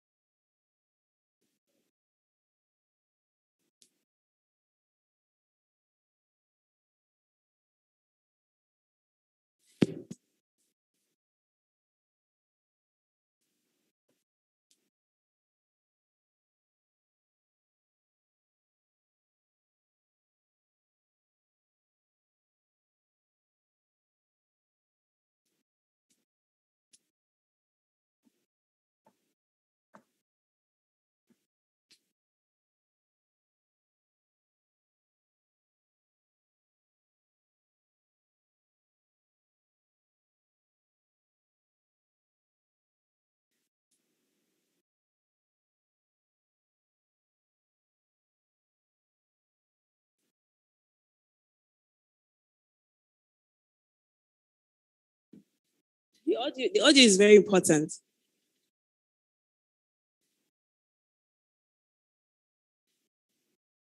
The glass you're seeing there is actually candy. Candy. Are we together? So it's easily broken. Because there are strict rules for having real babies on set, fake babies are some. Special effects artists and prop designers play a huge role in creating movie magic. They find creative ways to ensure that props look as realistic as possible. To find out how these props are created, let's take a look at what 9 looked like behind the scenes. Prop glass is extremely fun to break and is completely safe. This fake glass is made out of a corn syrup mixture and is sometimes referred to as candy glass. The glass can be molded into beer bottles or flat panes, and the final product is brittle and breaks easily and safely. However, this fake glass would still be uncomfortable to walk on barefoot, like Bruce Willis had to do in Die Hard. So for scenes like that, glass shards made of rubber are used instead. Because there are strict rules for having real babies on set, Fake babies are sometimes used instead in movies and TV shows. The babies are created by pouring silicone into a mold. Silicone is used because it has the same slightly translucent quality as human skin. After drying, the babies are painted with several different types of paint to make their skin look like it's flush with blood. Then each hair on the baby's head is added one at a time. It takes about 3 weeks to complete just one fake baby. Regular food could melt or go bad under the hot lights of a movie set over time. So movie producers will often have a prop designer create fake foods for movies instead. And they get creative with materials, like using caulking for cake frosting or corkboard for ground beef. To make most food items, they first create a mold based on the real food and fill it with rubber. It's painted with details to look more realistic. On certain occasions, real food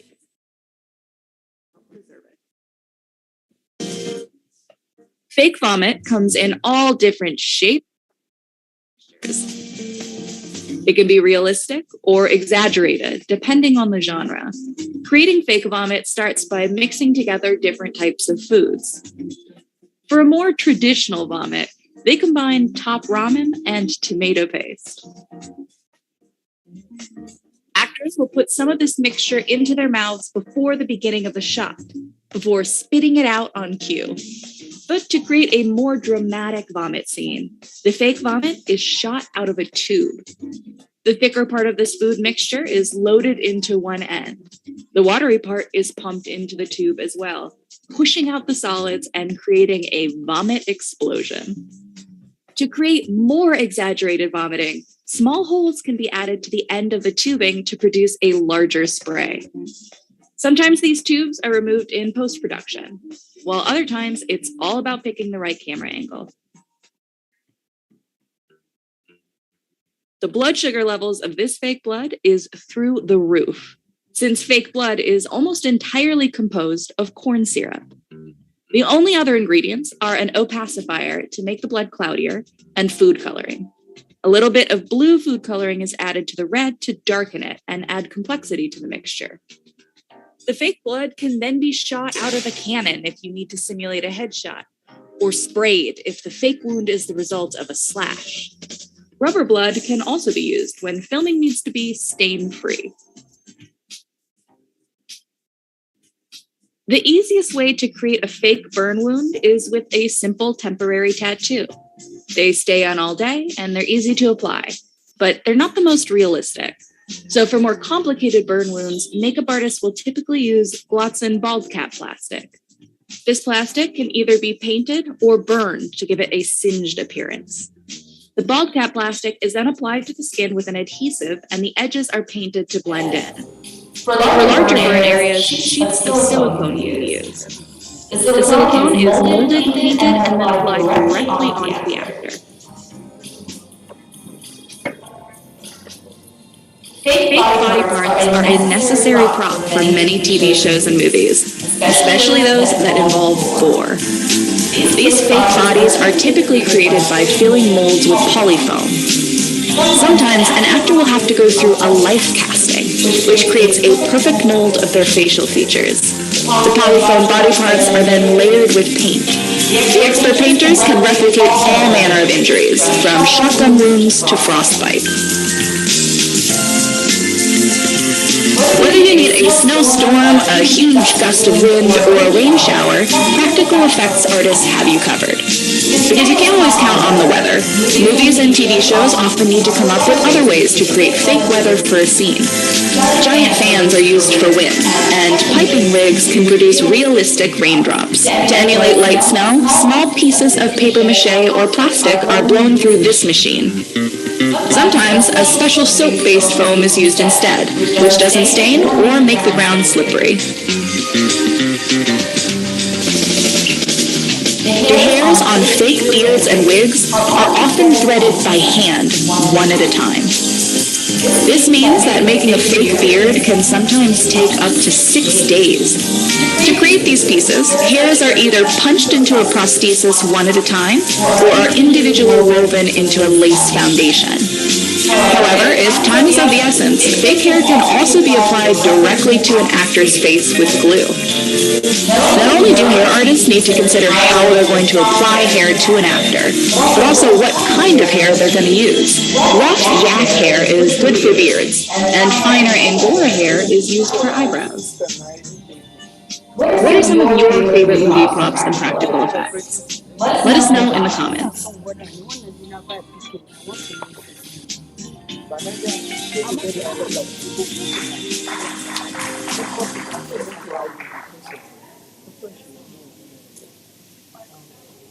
just the tip of the iceberg of what the art department goes through.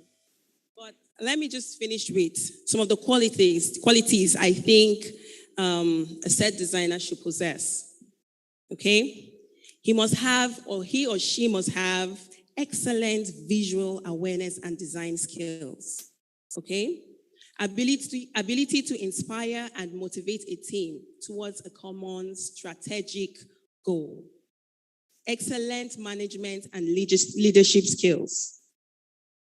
Ability to prioritize and to meet deadlines. Good communication and presentation skills. Tact and diplomacy.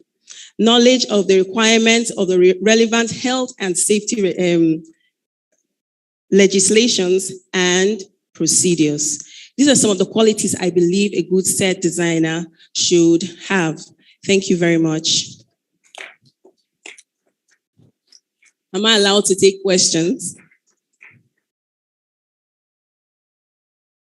No. Okay, I have one question here, please.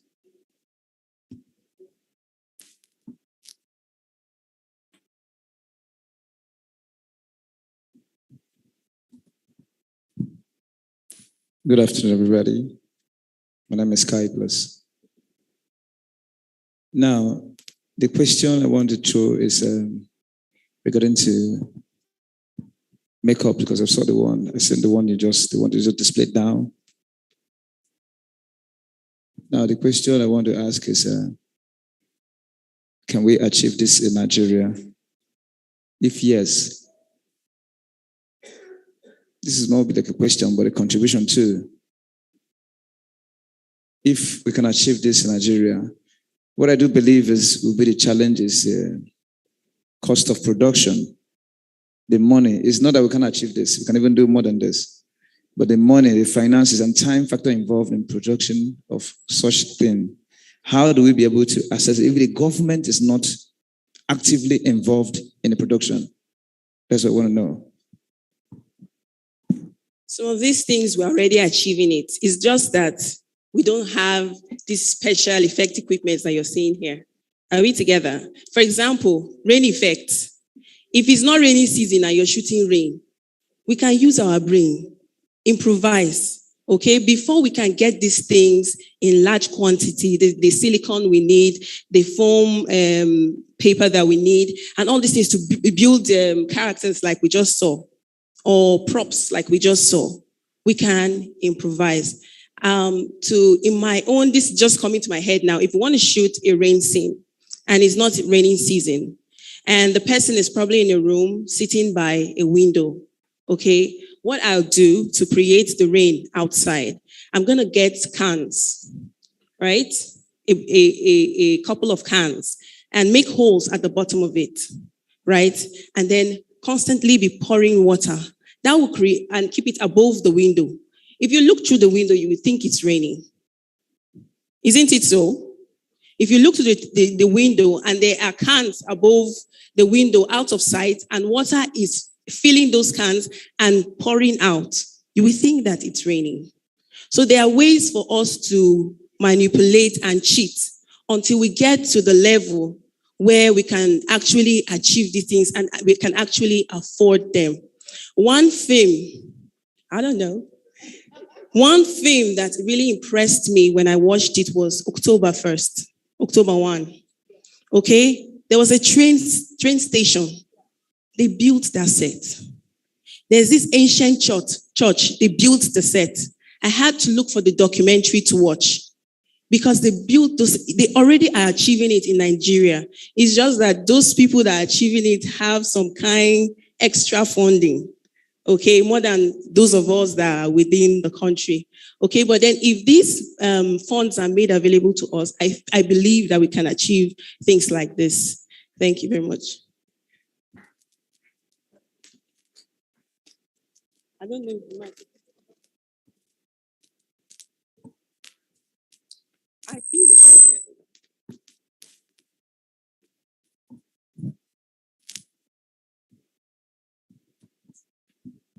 Thank you.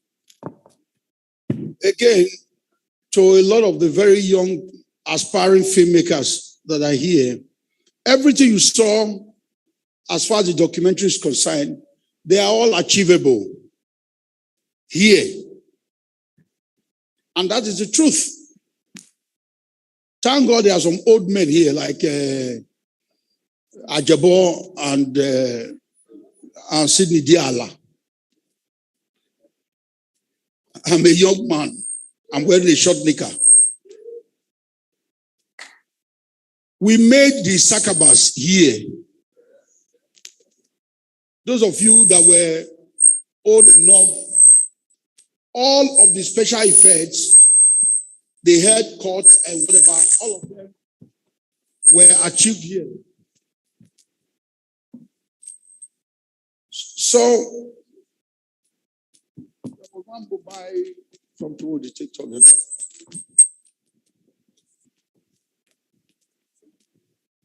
Huh?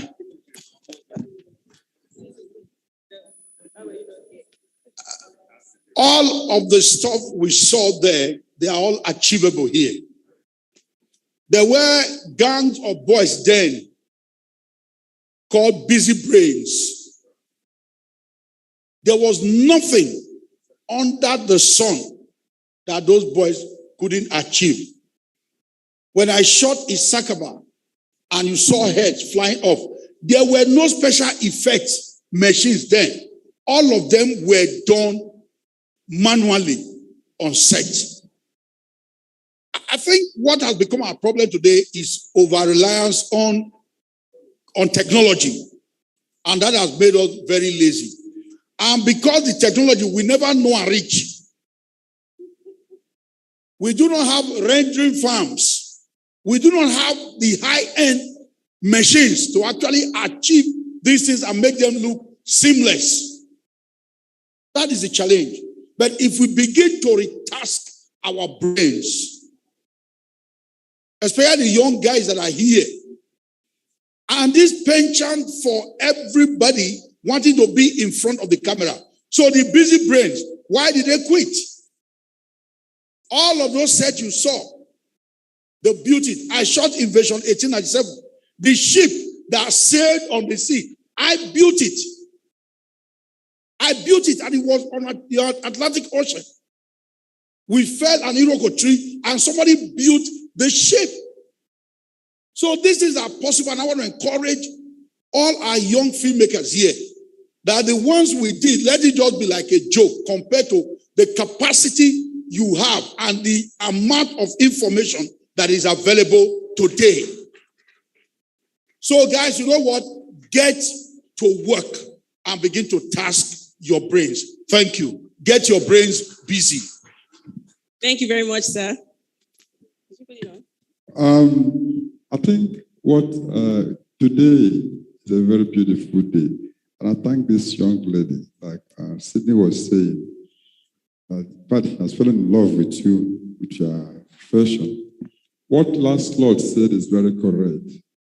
There are people in Nigeria that doesn't need to look for those things to get these things. I shot a movie for the army. There was a particular place they cut off somebody's leg. And when I went to review, the then chief army staff said, no, why should you cut off his leg? I said, okay, I paid him to cut off the leg. And he was so surprised until he saw the young man. There's a man in Kaduna Governor, I don't know if you know the man they call Michael Yusuf. MF yet. That guy is a wizard. I never knew him. When I saw him as a person, I hated him because of his appearance. Young man, what can you do for me? Nobody told me. Anything that nobody can do is what I can do. And I say, go. And on that set, I was supposed to burn a whole village. Yusuf created those things. So what I'm trying to say is that we have all these things here. Today, Lancelot is making reference to busy brains. But in the quest of being before the camera, we don't have busy brains again. Come into the industry. It's not just about acting. There are so many actors in Nigeria today that are not as popular as Lancelot. You don't see him on set. We have a costumier they call Uche Nancy. I don't know if you know. She's more popular than some superstars.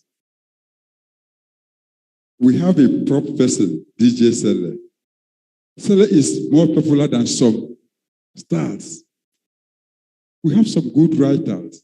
So it's not just being before the camera. It's knowing what you want and learning it and going about it. So just like the governor said, I want to encourage, if younger ones, get to know the industry and know where you fit in. Look at the young girl like this. He's talking about props, which we think is the job of the men. You only see women doing costume and makeup, but she's talking about props. Some other can join her. And very soon, Zuma will invite you to come and deliver a lecture. Are you not more popular than the actor singing? Thank you.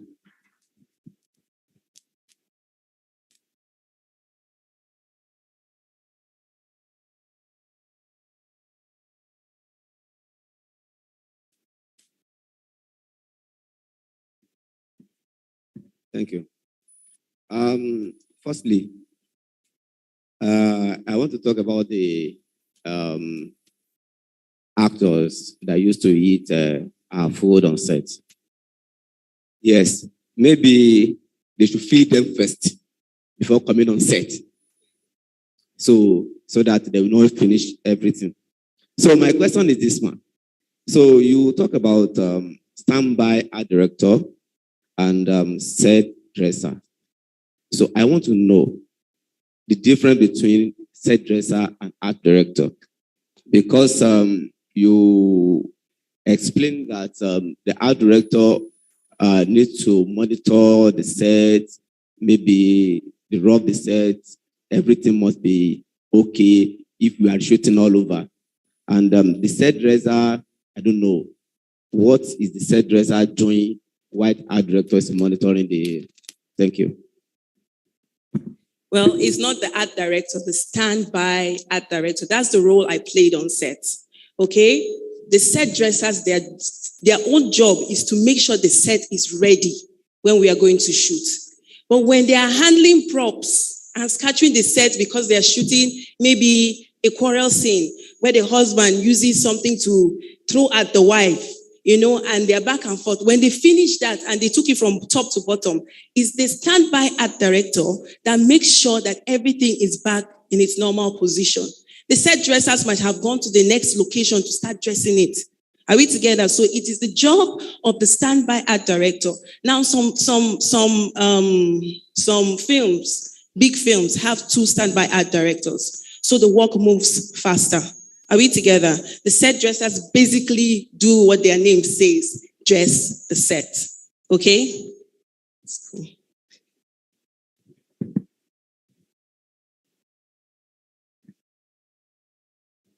Thank you.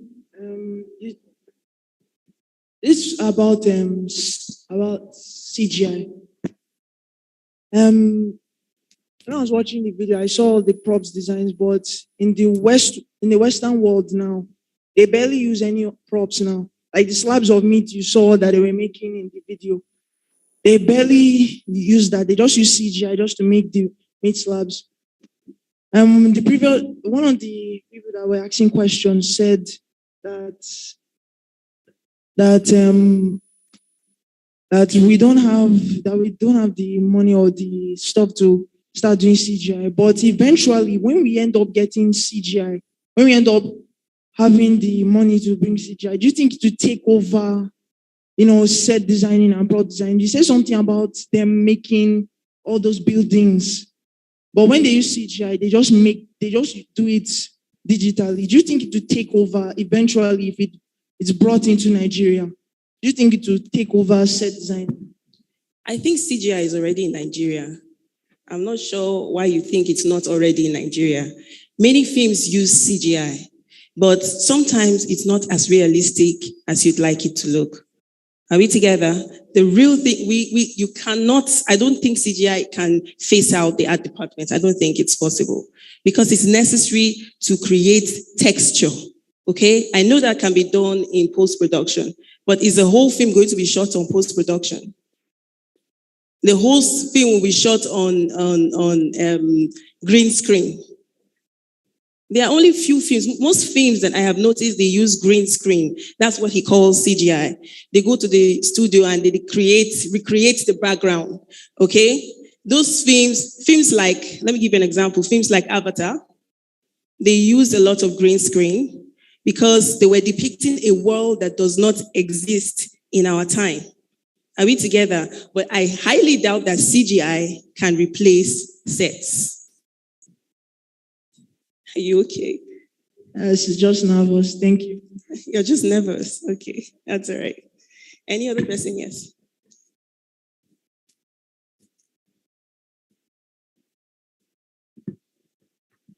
Good day, all. I thank you, Zuma, for organizing this festival. I appreciate that. I'm from NTA College, Jos. So my question is this. After hearing all this, I think the budget is the fear as a producer. I've once produced, I think twice, but my challenge is after producing it, nobody to buy. How do you recover your money? Building all these big sets, all that, inviting big actors. Yeah, because you talk of building a big... That's a question for a production, the producers. They are the ones that... Somebody should answer me that, how to market or how to get that budget. Okay, so do we have producers in the house to answer?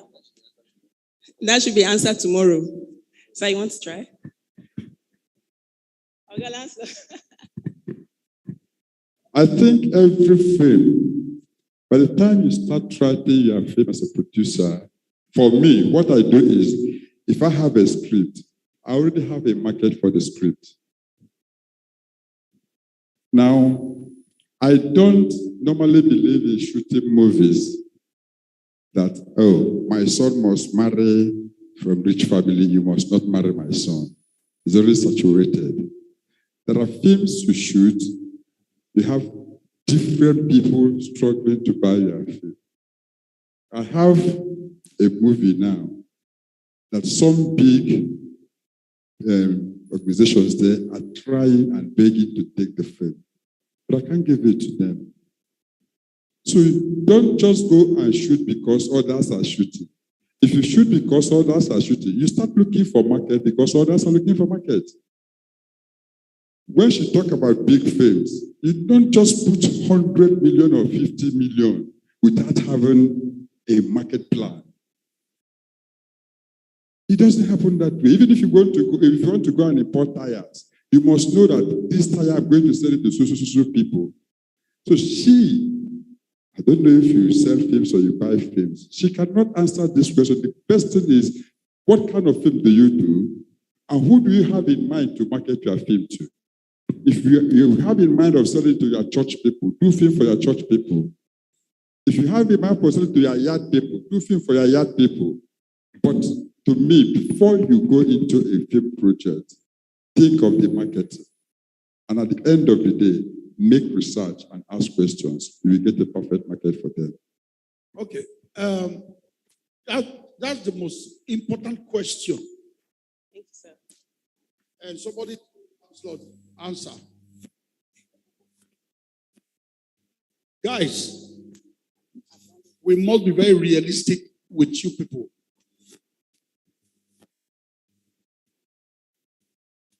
We now see who to ask questions. But now, somebody say, Lord, answer.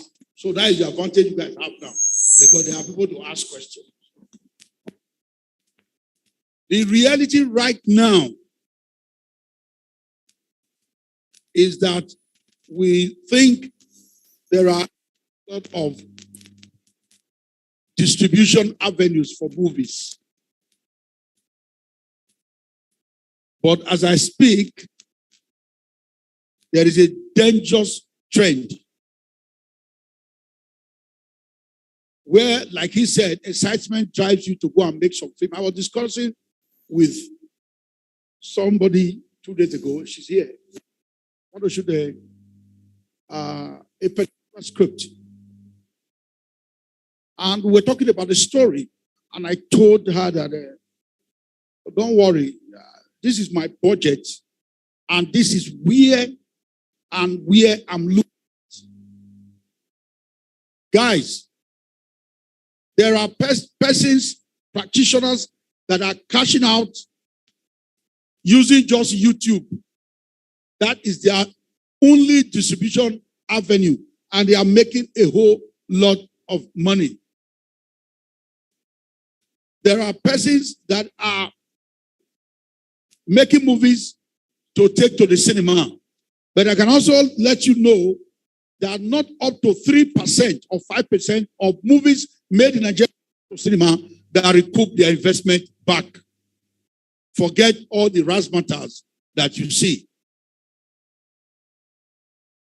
There are a lot of cliquism as far as distribution is concerned right now in the Nigerian film industry.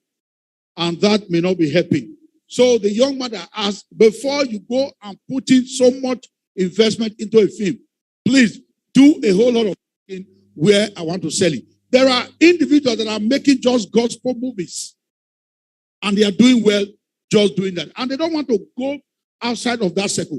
These are areas we must begin to choose. This is what I want to do. This is what I want to do. And this is the ready market for it at the end of the day. Thank you. Thank you very much, sir. We're grateful. All right. Thank you, everybody. God bless.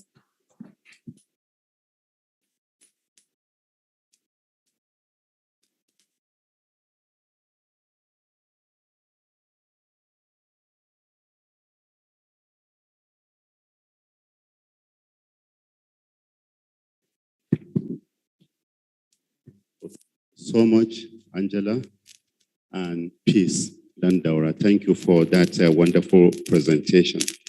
At this hour, please, we'll have the next segment of the program today. Is from Canon. Canon is a company that deals on photography, cinematographic equipment, etc., etc. At this hour, I want to invite Mr. John Obembe, who is going to take us on Canon product presentation, and Mr. Jeremiah Akaniro and Mr. Daniel Ehime on hands-on cinematography. Where is Mr. John Obembe, please? Okay. Thank you very much, sir. Thank you. So good afternoon, everyone. I'm not getting the energy, you know. Good afternoon, everyone. Sorry, don't mind me. My name is John. I would actually like to be referred as that. Please, one more time, I'm requesting to get that energy. I think the energy will also blow me out. Good afternoon, everyone. It's very good to be standing right in front of creative minds. I want to believe that we are all creative people, regardless of where we are and where we're going to. First off, I would like to thank the organizer of this festival for giving Canon Central and North Africa the opportunity to also address people. So my name is John Obembe. I work with Canon as a key account manager, and I manage the pro imaging business category. The pro imaging business category covers the photography camera, the videography camera, and the broadcast camera. And of course, here with me, I have my colleague, Jeremiah Akaniro. He manages the print business. So our print business, of course, we all know the printer, the inkjet, and the ink tank. Of course, we'll be talking a bit about that.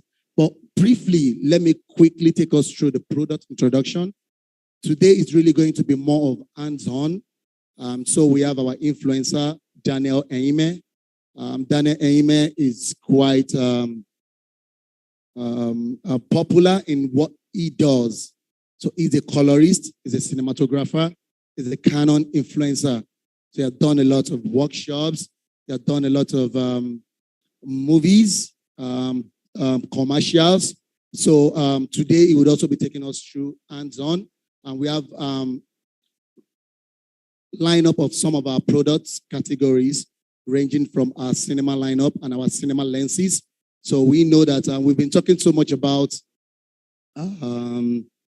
photos, we've been talking so much about costumes, and I think it's also right time to show how we tell these stories. Most time the visuals of most of these creative that we do matters.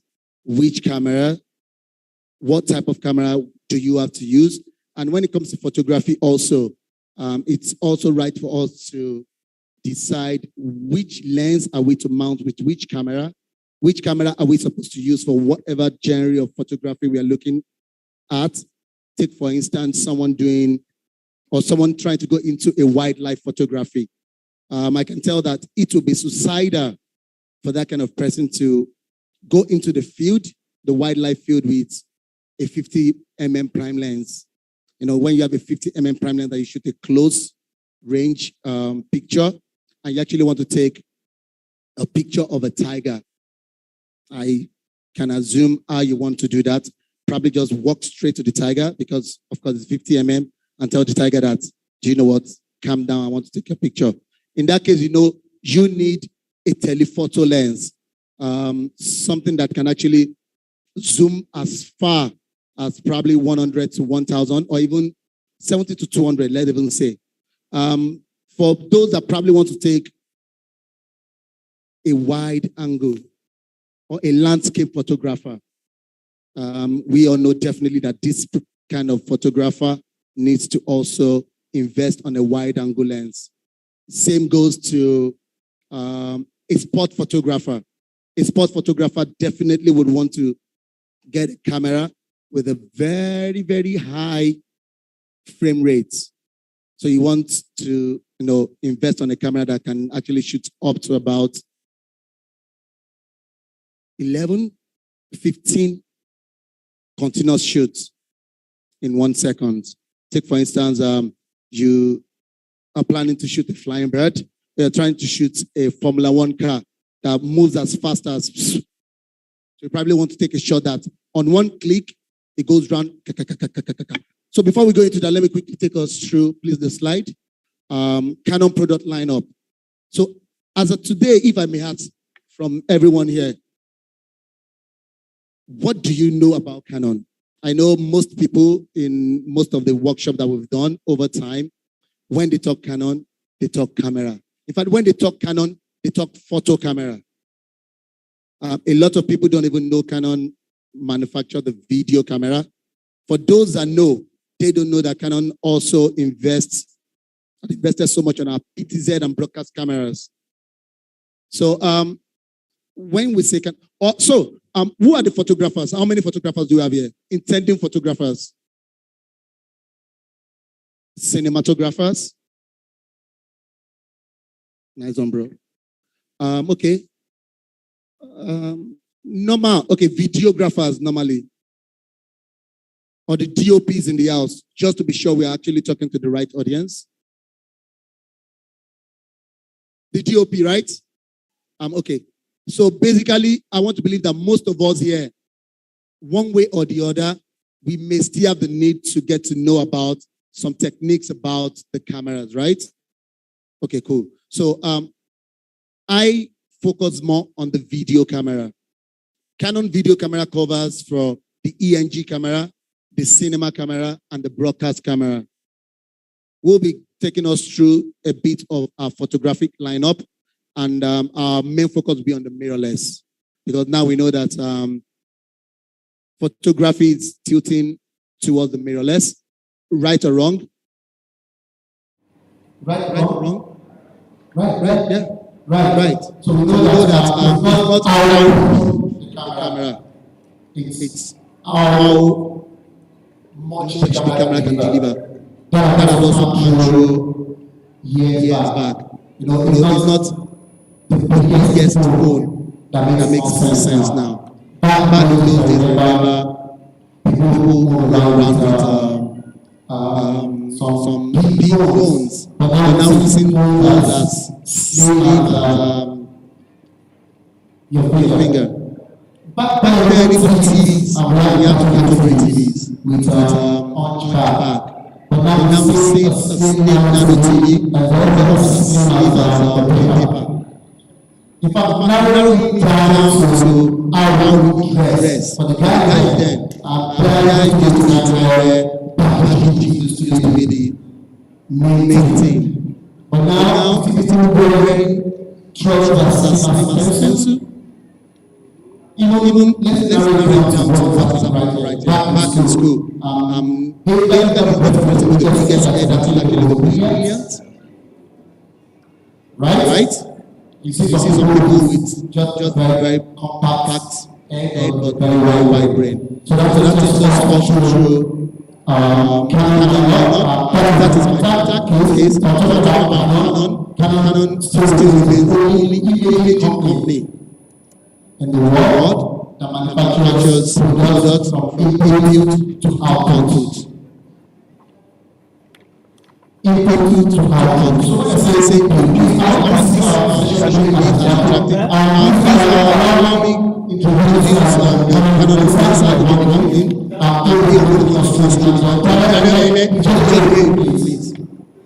Alright. So so when I say the input, for the input, it's going to have to be cameras. A lot of us take inside, a lot of photographers in the house, a lot of videographers in the house, and output. It's more like the human brain. Let's say camera is basically an imitation of human philosophy. The camera is made up of three sensors, three technical sensors, the lens, the sensor, and the processor. So light comes in through the rays, sun, and goes through the lens. Am I communicating? Now the lens, it eats the sensor, and the sensor passes it straight to the processor.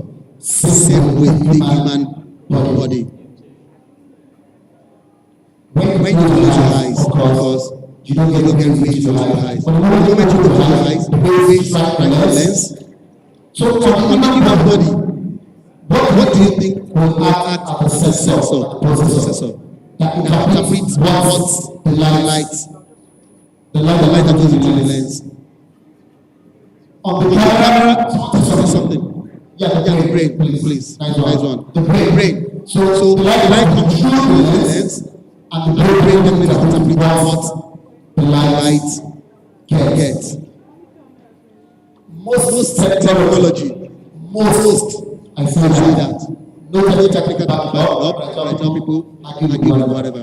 Like the airplane, you tell people that is a technical imitation of the flying by a bird. Believe it or not. So we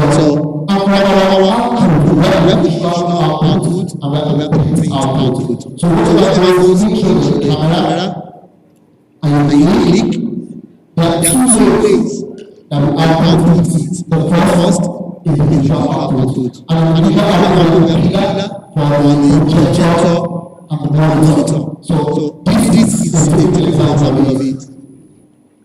All what we see right on the screen actually input somewhere there. And we're going to get output here. Visual, because we can see. Now there's another output, the output. That's where the printer, the copier comes in. Just bring that element. And I talked about technology. I don't want us to take so much time. This is photography. And we have the full frame, and we have the crop. For video, we have the Super 5, the 16mm, the full frame. But basically, for someone holding the full frame camera, and someone holding the crop sensor camera, it doesn't mean that you still get the same image that the person using full frame will get. Because the crop sensor camera is just a factor of 1.6 of the full frame. So that is why even at the image, you get, you see some people sit right at the back of the net. I see some photographer move a bit back. Why do you think they're doing that? Sorry, how many of us have seen a screen where you get a crop? There's some part of the TV screen that is actually shaded black. Maybe you notice that. You just get a crop what you see, visual thing. And some screen get the whole image. So all you need to do is, if I'm standing here, getting this much frame from here to this place with a full frame. If I'm holding a crop sensor, all I need to get that same frame is move back a little bit. And that's also happens with your phone. When you move closer to an object, you are probably able to get a frame. But when you move back a little bit, you get a bigger frame. So taking us through all those colors that we need, taking us through our role of digitally. How many of us have seen or can name any camera model from Canon that you've seen? I know someone was shooting with 1000D, yeah. For the similar lineup. Yeah, please, which one, please? Bro. Oh, okay. Which one? CC502. That's a very fantastic camera. In fact, that is one of our highest range at that time. Of course, now we have the 5D Mark III, we have the 5D Mark IV, we have the 1DS Mark II, 1DS Mark III, and of course, now we start Mark mirrorless. But for the similar lineup, we have the C100, we have the C102, we have the C200, we have the C300. How many of us have seen Makali shots directed by Julia Falayon? How many of us have seen Citation? Citation. Okay. Citation was shot on C500 we also put out there today. So basically, you can tell people it's not about the camera that you use. It's about the person behind the camera. So basically, why do you own a Ferrari when you go to your house is not hard? I don't think you're getting me. Why will you invest to buy a Ferrari when what you do is actually move roads from your house to your farm? I'm not preaching against Canon. I'm just trying to make a bit open as to camera choices and what you need to do. So let us bring it into our highest mode, our flagship model, which is the C700FF. So it's easier to tell which kind of camera is the highest range and which camera is the lowest range when it comes to the cinema lineup. I guess it's 100%. I was going to get when you get what's happening. Okay, thank you. So our C700 is actually the flagship model. This is the highest range of Canon camera. So here you see a full Canon 4K model. I think the highest will be C700FF. And the lowest working model for cinema for the movie maker is the C200. Now going into the EFG category. The EFG category basically these kind of camera that they actually shooting with here. Our flagship model for that category is the XF725. And the lowest of that category is XC10. Now we have our full HD cameras. End of life, unfortunately, still have it available. That's the C100 Mark II. We'll be doing a lot of talks about a lot of hands on that today as well. And for the full HD, for most of the skit makers, for the videographers, the wedding videographers that have the XA11 and XA15. That's the lowest entry level for that. So not to take so much of our time, just let me just open this up. So basically, I will call Daniel on stage. But before I call Daniel on stage, please, Canada actually engaged in a lot of film festivals and a lot of workshops. And we try as much as possible to get closer to our customers and support them in every way possible. It's quite, we know how the money is presently, and we know how much difficult it may be to tell a upcoming filmmaker that's basically looking at making a lot of money and from the content that they intend to shoot, knowing well that cameras that are approved by Netflix, and all these cameras are not cheap cameras. So what we do as a brand, and what we do as a brand that has been so consistent and so supportive, is to ensure that we make ourselves available. We've done a lot of collaboration. I was talking about Canon. Canon is the official sponsor for equipment for Canon citation. And we've done quite a number of partnership as well. And here today, I'm also saying, come up with proposals. We are ready to support artists, creative people. We have this equipment on ground. We will learn because we don't value the way we think. It's something good when we as a brand get to the point that this project is actually shot on Canon. This project is actually shot on Canon C70. You will have to buy it, but before you buy it, we tell people, we don't talk about Canon. We like to show what our camera does. That's why we make this session more of interactive session, more delicate, more what we do with the camera. So, for those that may have project review, or for those that have something that may be doing, and you feel, I want to use Canon C70. Aware of it. I want to use the Canon C300 Mark III. Maybe I want to project my movie straight to the Netflix. I want to see C500 and C200. I want to have a seamless footage. I want to shoot with the cinema lenses. Please. I'm based in Lagos. My colleague Jerry is based in Abuja. Jerry, let them see. Jerry is based in Abuja. So it's just very, very close to you. Although I manage the video category, but once you get hold of Jerry, with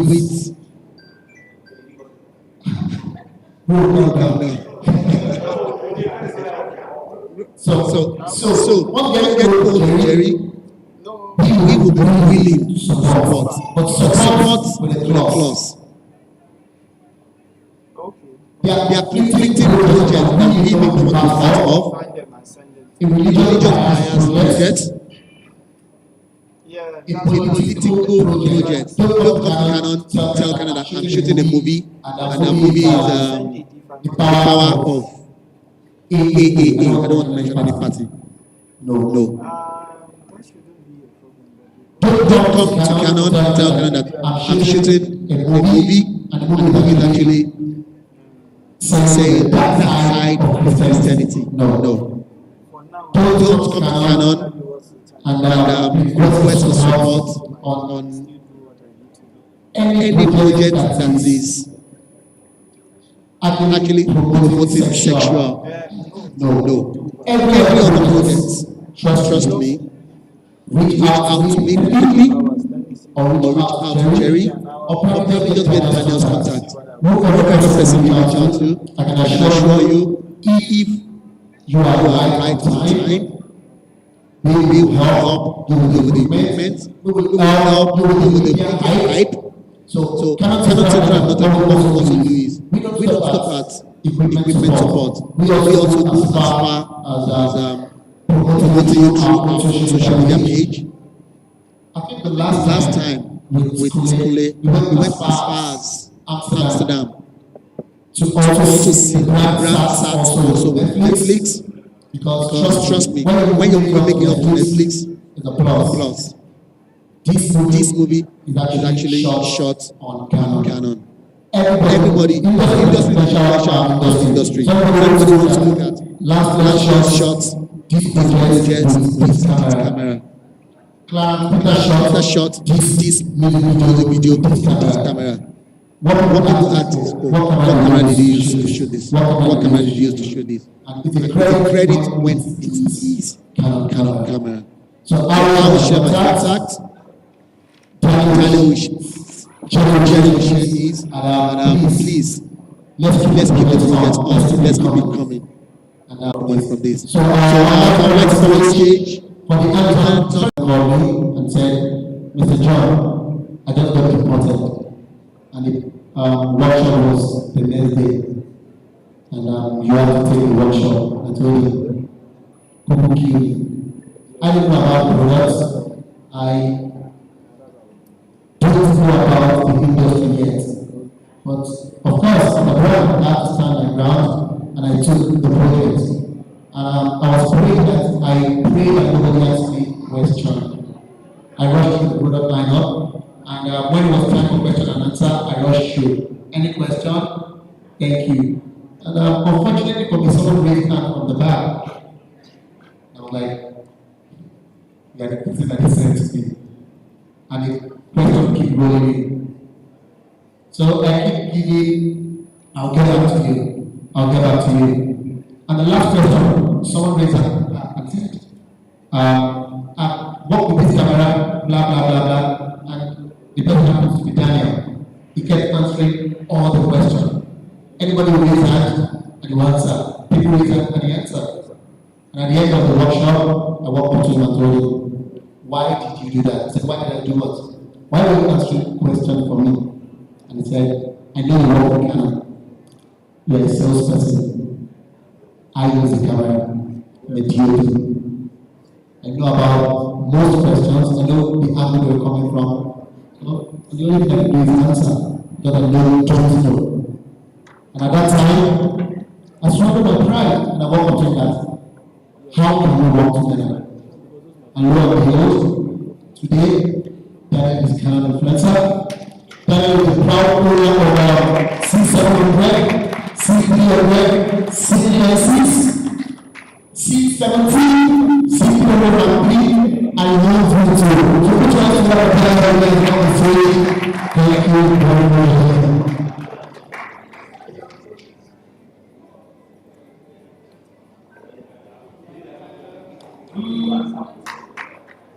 Good afternoon, everybody. I know we are all suffering from TIA. There is too much information. You guys are download upon download. So let's just warm up the room a bit. Okay? So I'd like everyone to stand and probably greet the next 5 persons around you like this. Ask for the person's name and what they do. 5 persons, please just get up your seat and shake.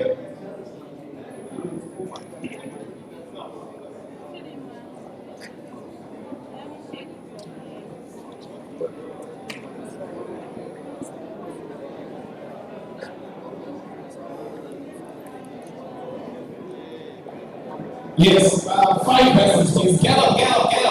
We'll be seated so long. Well done. My name is Liz. I am a student. I am a director. I am a screenwriter. I'm an art director. I'm a production designer. You don't know whether your next business partner is inside you. So just know around the circle, know who's there, what they're doing.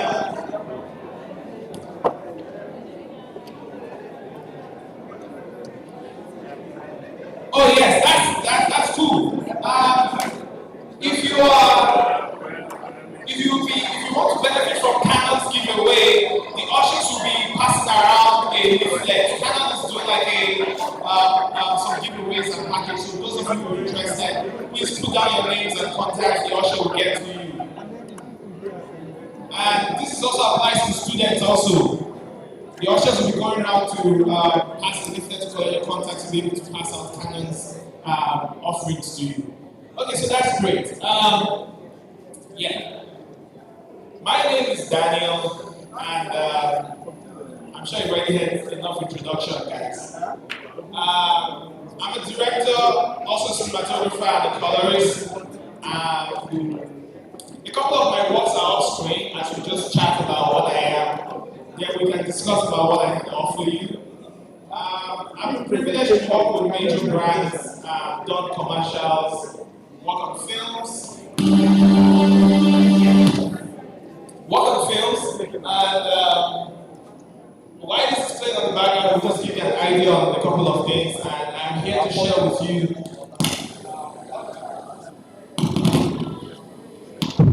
I'm here to share with you what could be useful to you in your own cinematic journey as you go about it. So I will just keep quiet for the next 2 minutes, 30 seconds. So we'll just go together a little bit of my small body of work.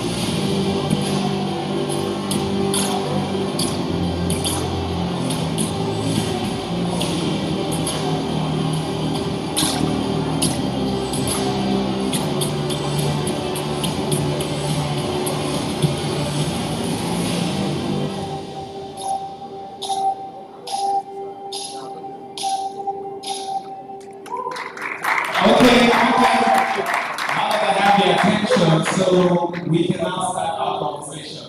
So first is what I usually do when I have these workshops is I try to identify the people I'm speaking to so that I can speak relevantly to their needs. So we'll do this by a show of hands. If you're a student here, please raise your hands. Okay. Okay, so it's safe to say the majority of the guys we have here are students. Okay. If you're a director here, please raise your hands. Awesome. If a cinematographer here or a DOP, please raise your hands. Go and stay there. Okay. Catch your phone. If you are in the art department, like art, props, or wardrobe, please raise your hands. Awesome. Then if you're an actor, please raise your hands. That's fantastic. That's fantastic. We have a healthy pool of crowd. Okay, so most of all what you just watched, we all shot the camera, by the way.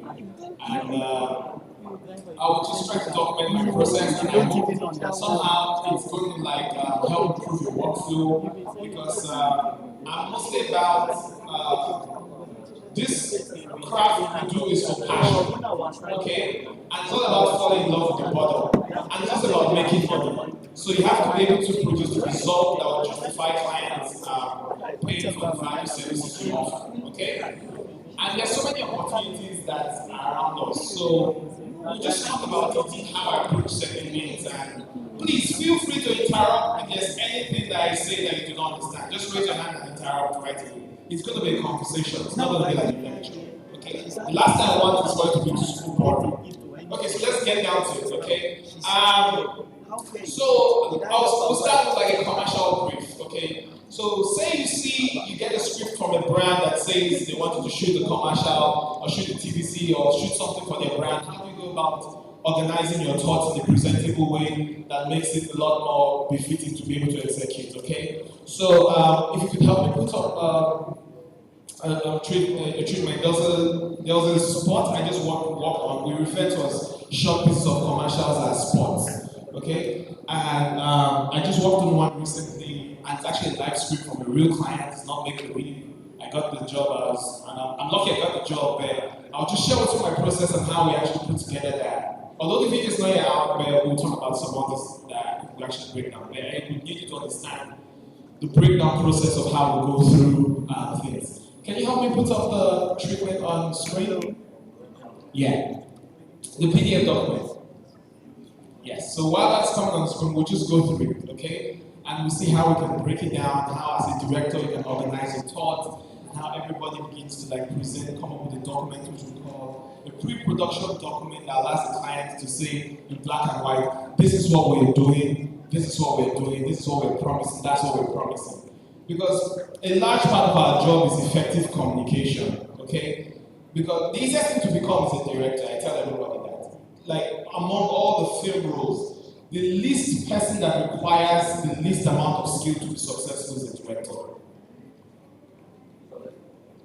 Serious. No, actually, he's the least person that requires, he's the most unskilled person because he gets to work once or twice in a year. Because a film takes you anywhere from 6 months to a whole year to actually bring it out. So he does not work as frequent as the gaffer that works every 3 weeks on different jobs. So he's the least experienced, he's the least skilled, he's the most powerful to some extent, and he's the person who's with the make it or break it kind of approach. You get. And I say that to say this. When you're working on what a director mostly needs is just leadership and effective communication. It is not his business to know what ISO, what stock, what technical jargons, what colors. He's just supposed to be able to communicate effectively what he wants. You get it? Then all of us who are below him runs around to figure out how to translate that into camera, lenses, f-stop, wardrobe, clots, and da. You get it. His one is just a statement. So we'll break down this. This is a commercial for a TV spot for a school called Peaceville. So the goal was to showcase that there are actually some uniqueness in their school. They are urban. They have great environment. They're inclusive, and their curriculum is all that. Just normal stuff, nothing out of place. Okay, it's quite simple. Okay. So the script says, if we go to the first page, if I can see, can we go to the next page? Let me read the script. Okay, so it says, this is the script I received, okay, and I will show you how we go about treatment, okay? We open on a drone shot that shows the PAI gates. We see 2 gate men open the school bus and it drives into the school. We see an area shot moving along with the teacher. The voiceover says, being the principal of such a reputable school, I of Peaceville International Academy. Then the next shot, because in TPC scripts, they describe what the visuals and the words. So when you read the script, you read from left to right, not like column. You get, so you read the descriptive visuals, then go to like what the dialogue is saying. So on the next line it says, we cut to the office shot of the school principal. The camera lands on the portrait of the school logo on her wall. Camera pans to the principal. She smiles to the camera and begins to talk. Superimpose the principal's name. After reading through the script, first you have to extract the script is what's your client trying to say? What are they trying to speak to? Can you extract that out and put that in clear text for them to understand? Because the first point of what you're trying to do to understand is saying, I hear you and we are on the same page. Like you're not asking for green and I'm giving you blue. We're actually on the same page. So the first thing we do is for the director to come out with some visionary statement for how he wants to craft the story. Okay? So I came up with this that the goal is to create a bright, colorful, interactive and narrative experience as we explore and give our end users a peek into the experience that Peaceville provides their children. A key element of this journey is creating relatable experiences that we can all identify that truly portrays Peaceville as an environment and a tool for modeling the future, our children. That was the first mission statement that summarized what the script is saying. So with that, we now go to like what we call the story tone. The story tone, no, you can go to the next, go to the story tone. Now we now get into the descriptive visuals of how do we see, how do we interpret the world, what do we see as inclusiveness. This is where your cinematographer comes in because he now tries to describe the tone of the story. But like I introduced myself at the beginning, director, DP, colorist, so I have that cheat code to be able to do that part of the work too. So on the next mode, right, we're going to, the script attempts to capture an exquisite learning culture and elegant environment through the eyes of the first person's point of view. The first person's point of view is when the camera is witnessing the event itself, not seeing the person that sees the event. So when you have the camera following the person, it becomes the second person's point of view. If you've played a video game before, right, there are two types of way you look at a video game. There's one whereby you, the user, are the one seeing it. There's the other one whereby you're seeing your player or your character seeing the event. So when you are the user that sees it, mostly in race games, right, it's called the first person's point of view. That's where the camera actually is the one that bears witness to the character and as it unfolds first, you get. When you are following a person through a journey that happens in documentary, news gatherings, and some other forms, that's the second person's point of view because you're witnessing the person's experience, witnessing the event. Okay? They both have different power of interaction in the sense that the first person's point of view does not shield you away from the event. So, for example, I don't know if you've watched a film whereby something like an accident or something happens and you're very shocked because it happens so much in your face as opposed to you watch it happen to a person and you're seeing the person crying that, okay, oh, I can't just hit my friend. There are two different experiences. One puts you in the driver's seat, the other one allows you the pleasure of standing back a bit and looking at the audience. So for this, we will try to follow the approach of the first person's point of view, which means the audience gets to feel and experience everything as it is from the get-go. Okay? So go back up, please. Go back up. Go back up. Yeah. So yeah, using the appeal of visuals to lure our audience in. This is to capture the essence and the spirit of Peaceville at its core, as we guide gently by soothing voice of our narrator into an experience of what it means to be a student here. So that's just explain what we're supposed to do to the script, right? So if you're with me, please let me know if I'm losing you. Raise up your hand and ask the question. Yeah, sure. Oh, okay, you good? Okay, awesome. Okay, so we're going to the shot of where we call look and feel. Look and feel is where we tell the client, this is how we want your picture to look. Here are picture references of what we promise to deliver at the end of the day. We back that up with some technical language to be able to put it on paper because when you're working in commercial, you will be held literally on what you submitted. You cannot promise A and deliver B. You cannot carry a reference of Game of Thrones or Avengers and now produce Akina Okwa. It will not work. I swear you get fired before that day runs out. Seriously. So we now go to the stage where I will show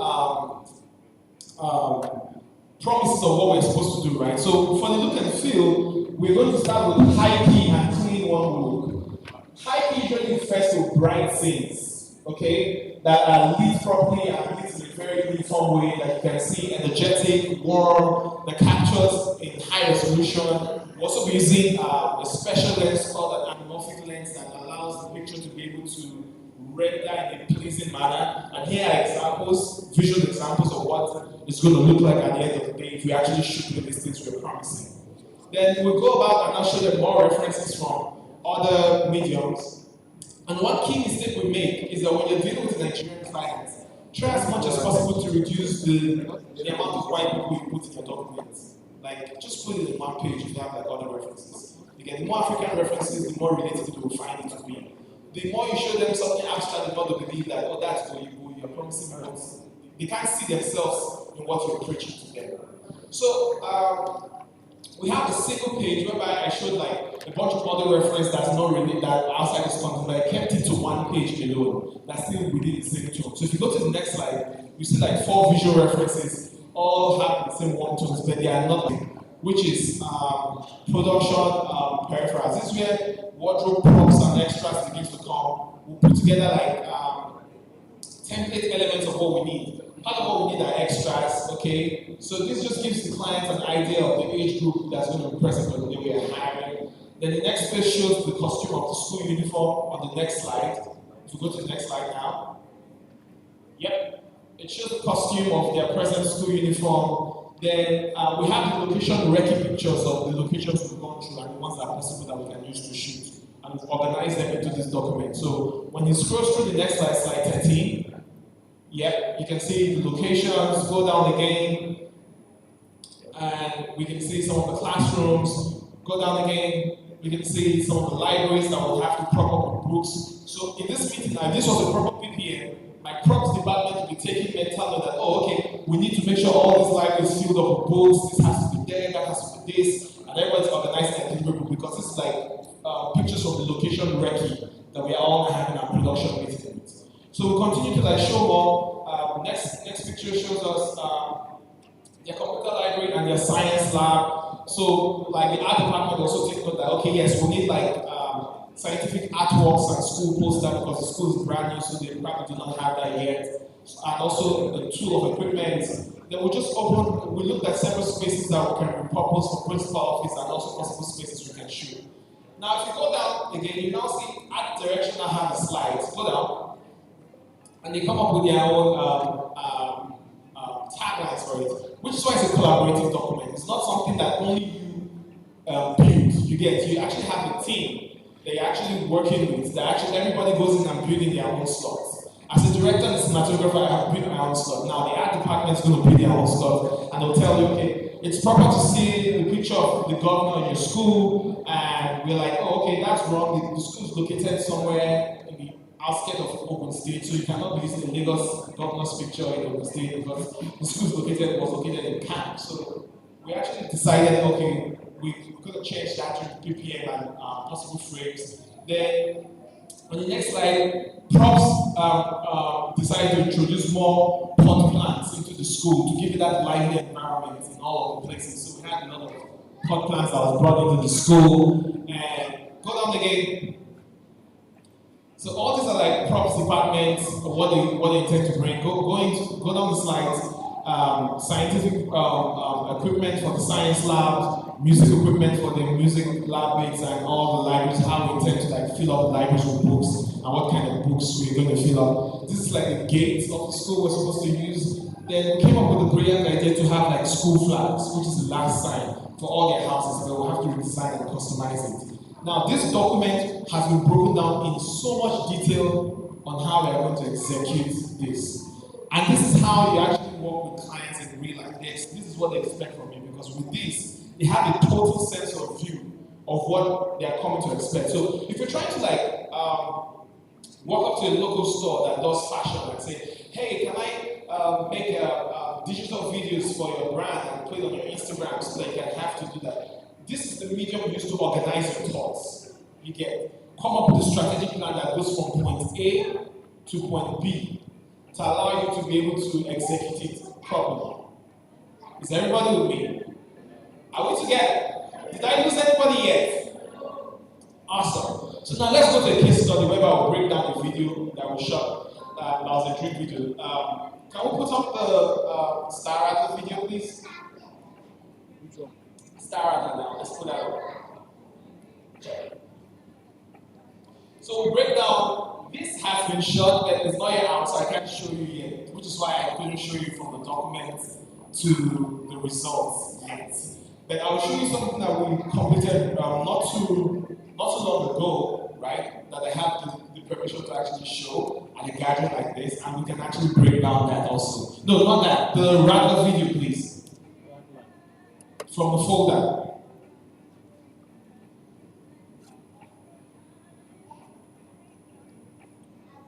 So we'll go through that for a minute. We'll break down a couple of commercials, then we'll also discuss film, which is, and we'll have to connect it because there's no point in telling you, oh, this camera shoots 8K, that camera shoots 4K. What's the importance and relevance of 4K? He's going to play it again. He's going to start from the beginning.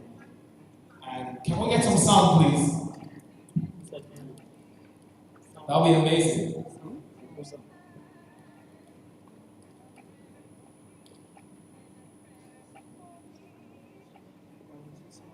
Yes, some sound, please, for the playback.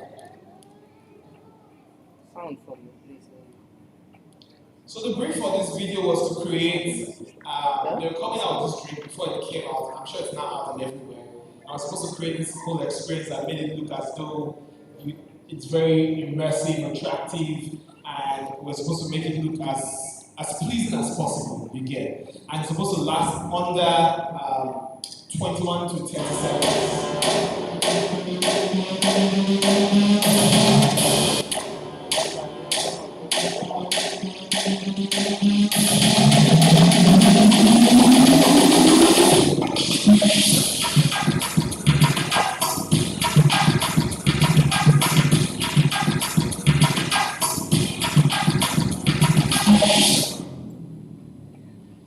Okay, so now on the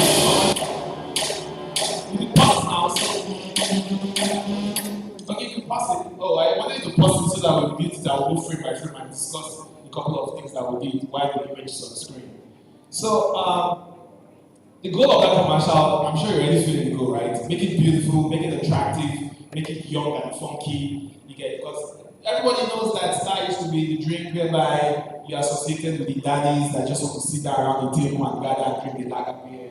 They've always been the grandpa's brand. So, and the brief was like, can we make it look funky and appeals to the younger generation, come to the audience? We just came out of the slick hand. That was the brief that the agency gave to us as the director at the production house, okay?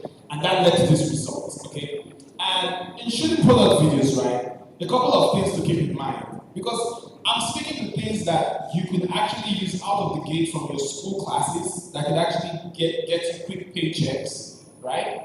I know there's the traditional movie roles that's going to come that you're going to do casting for, there's other things, but these are like, we're in the age of digital, whereby almost every brand has an Instagram account. Forget that this is a drink now. This video could also be a fashion video for a store that has a brand, a mall store, an Ankara brand, a woman that does food, you get. And it could be anything, you get. There are several businesses you could take this concept, adapt it, replicate it, and be able to cash in from it. Because to be honest, you need to make money to be able to buy the tools you need that will now get you the bigger money you need. I don't know if it makes sense. So if we approach it from that mind, right, that you actually need to earn more, we have to look at it from the perspective of how can we solve problems. And solve problems is, okay, the brand needs to become more visible and more appealing by creating a digital image out there. I can create this digital image with these small means, okay? And now you can charge for that. What you get from that, you can now use it like, okay, I can use that to improve my tools and repeat the circle. And on it goes to you become the guy who's the biggest shot in town. Does that math make sense? Great. So for this, right, the first thing was everything that happened that we used in shooting this shoot was common sense. Okay? Because I'll break down each frame for you. For this first frame, we had what we call a lazy Susan, but another name for it is a turntable. A turntable, you could get them for, you just turn them on and you just keep rotating. Small, some are battery powered, some are powered. All hanging up. Don't worry, I'll show you and explain to you some other time. But that's glucose basically. And the reason why we do that is so that if you use water gets to evaporate and dry off quickly, because sometimes a shooting session can last for close to 6 hours. And there's no water droplets you put at the beginning of the shoot that by the end of 6 hours it has not dried up. So we use glucose, so when the water leaves and it sets, it becomes like this. So we apply some things like CAN treatment to enable this possible, and turn on your camera and shoot it at slow motion frame rate, light it up with a contrasty background. You get one thing to always keep in mind is that when you're working with brands, figure out what their color is so you don't shoot something that's super beautiful but out of their color palette. You get. So for this brand, they sent us their Pantone colors, and blue was part of it, and they had yellow. And you know, blue and yellow are the opposite end of the spectrum, so it was easy to make that work. You get, because they had red. So the next shot, just scrub a bit. Let's just go in, scrub. Yeah. So we had, these were all the review shots. Keep going. These were all the review shots. Then we got to this shot here. All these shots here, we shot it with the C300 Mark III on the Pro lens. The Pro lens is it's not a cinema lens. It's a lens that looks like a pencil. Okay, it's super long. It's super long and looks like a pencil. What it allows you to do, it allows you to. They mostly use it for documentary. Those people who, if you watch National Geographic when they are watching, look for the show like Kingdom of Ants. You get when you see they go into the ants cave, follow a small ant and it looks like super big. Those are the kind of lenses they use. You could get them to rent now. Some of us have them in Lagos, and also some people have it in Abuja. You could get them to rent and you can actually pair them to camera to be able to get this kind of shots that will literally bring it super close to the object you're filming. The good side is that you get sexy shots like this. The bad side is that if your product has any imperfections, even as small as a scratch, it will come up. So product treatment has to be on par and on top class. And that's how we're able to like get this shot of the camera on the slider gliding through the product can, and we're able to like reveal this shot. We can scrub through some more. Yes, you can see the droplets, you can see the eyes there. This was like, so we promised on the brief, right? They wanted that shot where it looks as if the camera comes out of a pillar of drinks. You get, and when you look at the effect that it gave when it came out of that, it's almost like the camera was putting out of the pillar of several drinks to refill an array of drinks. You get, and the only way we could do that, now we had a technical problem with that shot, and one of the technical problems we had was perspective. Because we were shooting on, now I'm going to get technical in between. If I ever lose you now what I'm saying, please stop me because I'm about to get technical now, okay? We're shooting on the Super 35 camera, which was the C300 Mark III, right? And we needed that shot to be literally straight, okay? The problem with doing that is that because of the sensor size, because of the way the sensor size is, we could not get enough depth that shows the background of the image. If you look at the background of the image, it looks like infinity, like it's somewhere far. You could literally see it. And the only way we could do that is if we could use a longer lens. But the lens that can do that is actually a 24mm lens. So the lens is wide. We had the wrong tools for what we're trying to capture. What we need was something tighter that would allow us to compress the background. Because the way lens works is that if you use a longer lens to shoot the person, it brings in the background closer, right? If you use a wider lens to shoot the person, it pushes the background farther. You get, and that's how you perceive depth. So what we needed in this shot was a longer lens that's going to give us this infinity perspective, right? But we had the wrong lens for the choice. So what we now did to solve the issue, the camera had a mode that's called Super 16 mode. And what that technically means is that it takes the entire sensor, right, and it crops into the center of the sensor. What that does to your image is that if you're using a 24mm lens, it converts it to a 50mm lens because that's cropped into a smaller area. So it literally transforms the lens that's on your camera into a different lens. And the C300 and C70 had that, and that's how we used to like convert the wrong lens we had, which was the only tool we had at the time, to make that adapted to work for us, and we were able to get this perspective shot that looked as though it came out of like a pillar of cans. And that's how we were able to get that shot. The next shot was a simple one because it requires us dunking the can and creating like chaos bubbles and and capping that. And that was quite easy because we got like an aquarium clear tank and filled it up with water and dumped as much as we can till we got the right bubbles. Because there was the way the bubbles had to rise and not just come in, and it was just a lot of trial and error till that happened. That's what happened on the shot after this shot. So let's go forward. Can we go forward? Awesome. Yeah, this is the shot I'm referring to where we have the bubbles coming up in a very interesting way. Then this one, the next shot posed a very interesting problem. Because the can was light, right? The brief said they wanted the can to come together and collide and have an explosion. Okay. Now there are two problems with that. The first problem was that if you take this can physically and actually do a chest to somebody, the can will get crushed. Because it's not firm enough to be able to withstand a human force of going head to head.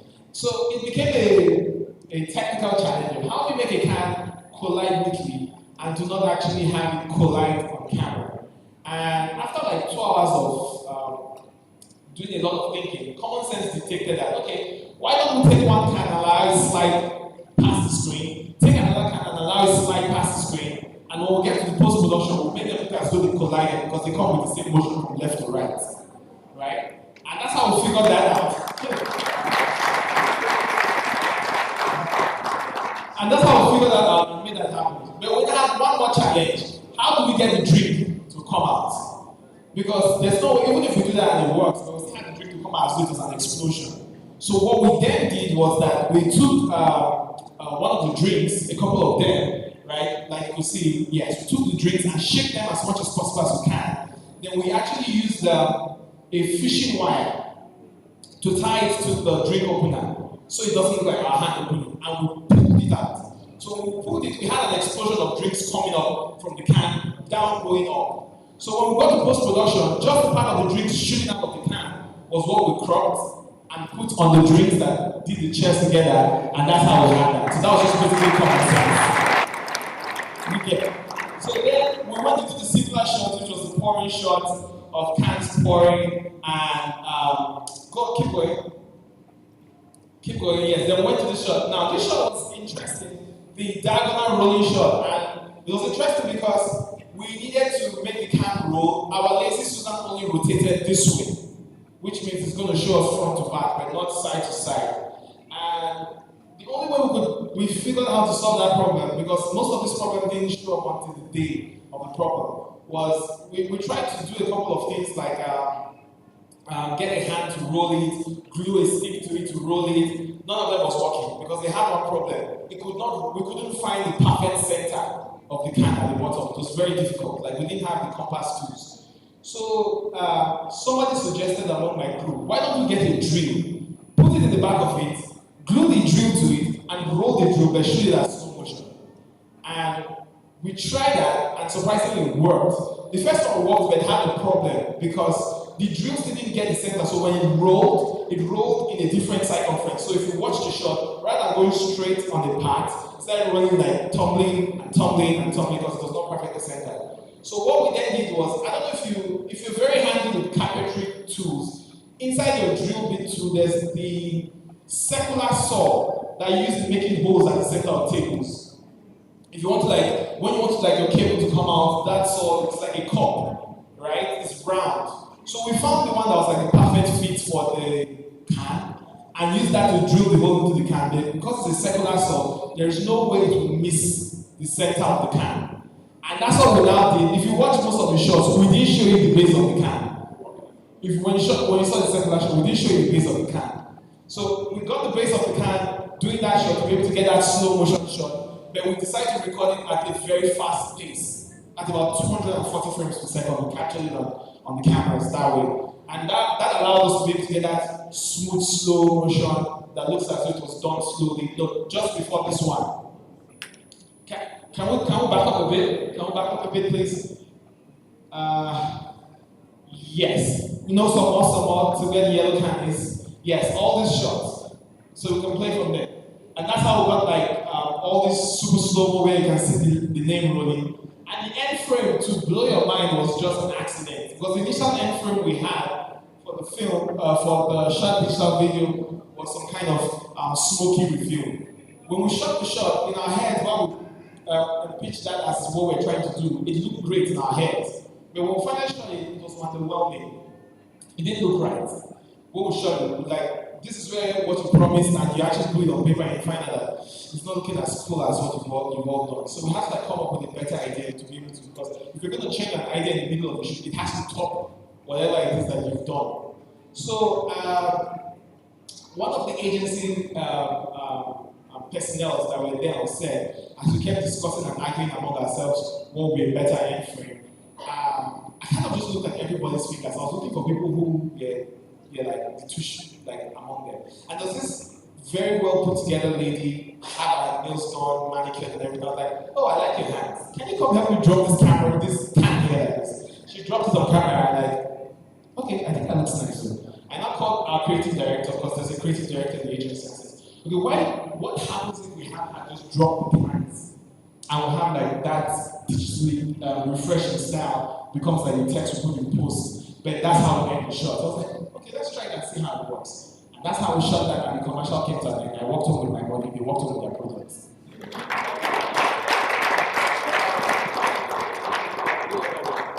So yeah, okay, so now we'll break down. Do we have any questions before I move on to the next breakdown? Okay, we should watch the full video again. Awesome. Let's watch it with sound again, people. Thank you, media team.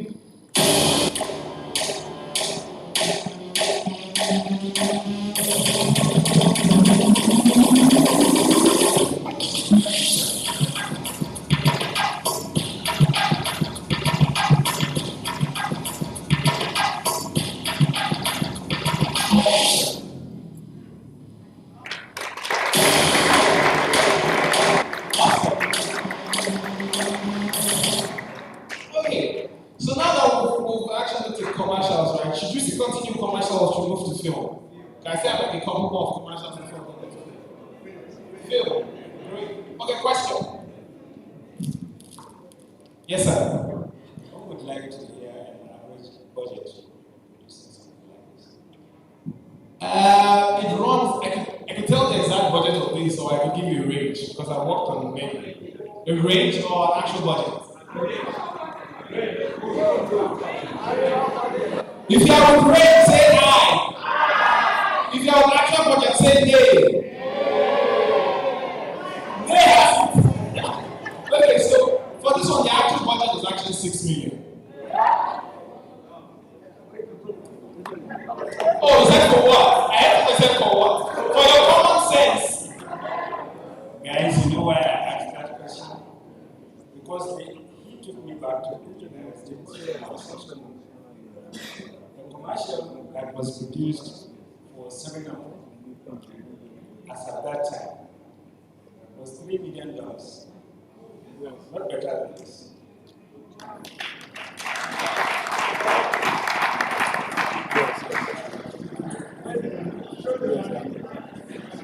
Okay, so another question. I just thought I had small one. Come, the rope is going to get here. Please come, don't be shy, don't be shy. Mind you, right? When you get to charge, when you get to, you are not charging for the equipment you bring into the project. You are charging for your common sense, for your brain, and for your intellect that you are contributing to the project. And your experience also, yes. Good afternoon. My question is concerning the commercial. The sound, that's the audio. I know that music sets the mood or the tone for a video, and it can be very helpful to find the right sound to use for a commercial or a film and all that. So what's like the whole process you go through to find the right music to set the right tone that will match the vocal scene and all that? So that's the question. That's a brilliant question. That's actually a brilliant question. So most of the times when you get into conversation and brief, right? In some pre-production documents, you get to audition music and send to the client to set the tone. So you guys are in agreement. And one of the sites, there are several, there are many, but I can give you a list. There's a music website called Artist, A-R-T.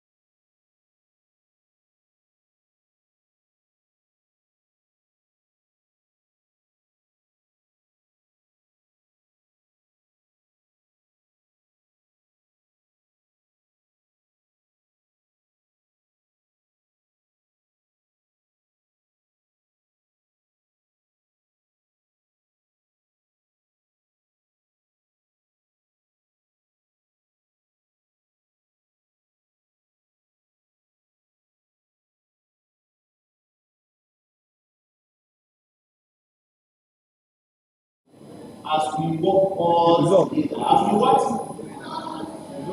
We work all, we work all, we make money, we make money, we love, we all love.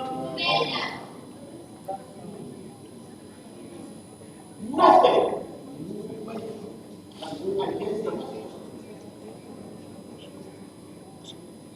Because we are all one.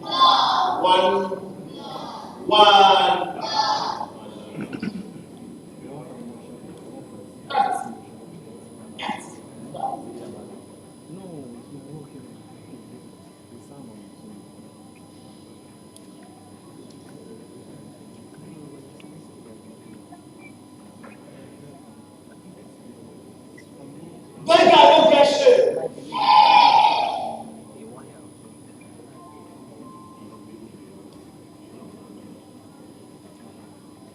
Little chump na beggar.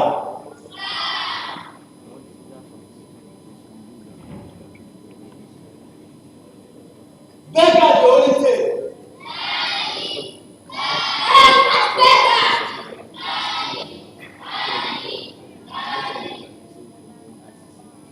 She don't say she no be beggar.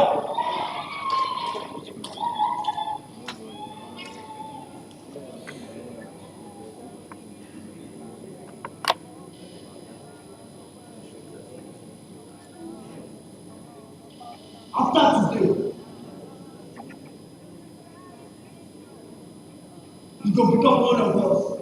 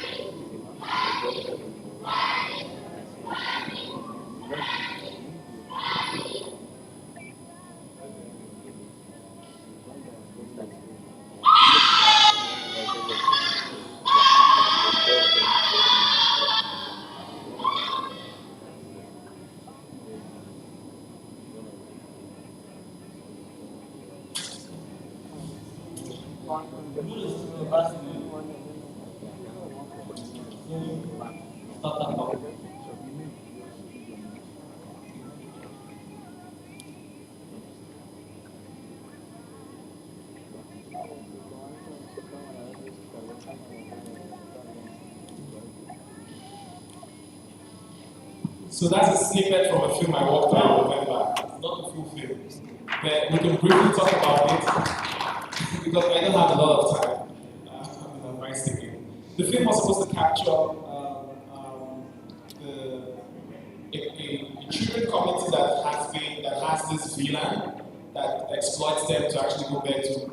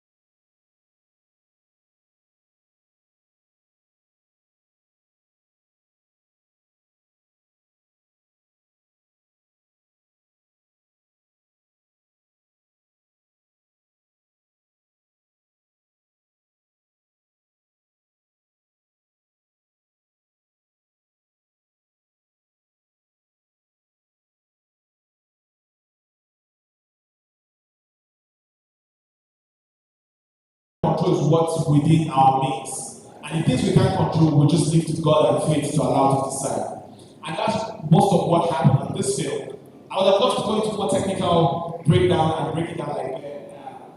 We're short of time to be able to do that. So the last thing I'll just do, I'll just play one more commercial video and I'll slide through it very quickly.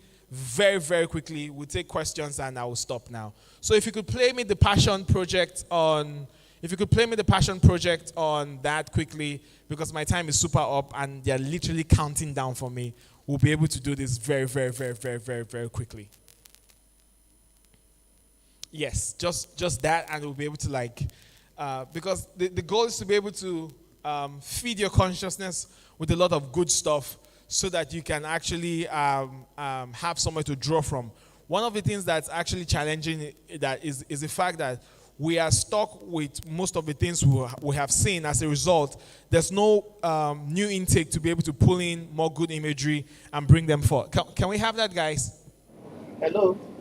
Can we have that? Is that all? We're good? Passion. Yes. Okay. So yeah. So is there anybody has any questions for me though? Is anybody? I must be a good tutor to not have any questions. Like everybody understood everything 100%. Awesome then. Awesome. Do we have that? Okay.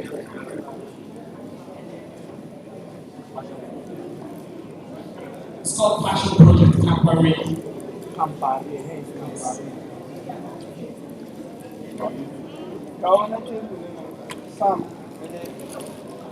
Okay.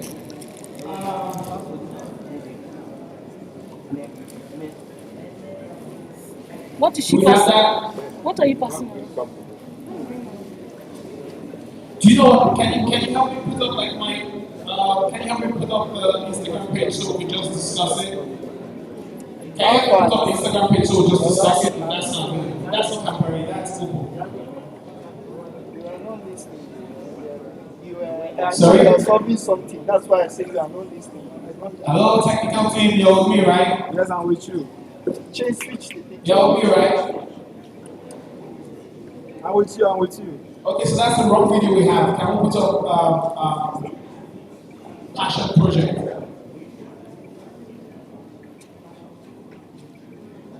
Yes.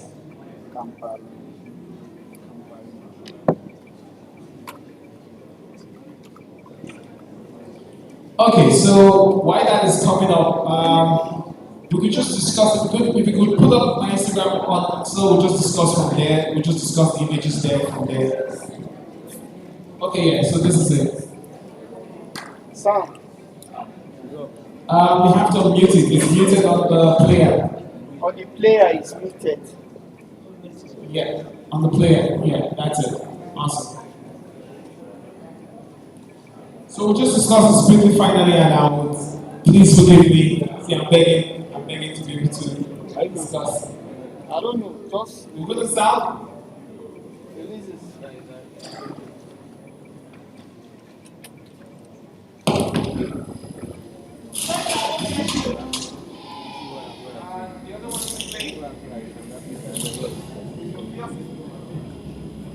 Stop the VLC. VLC is on.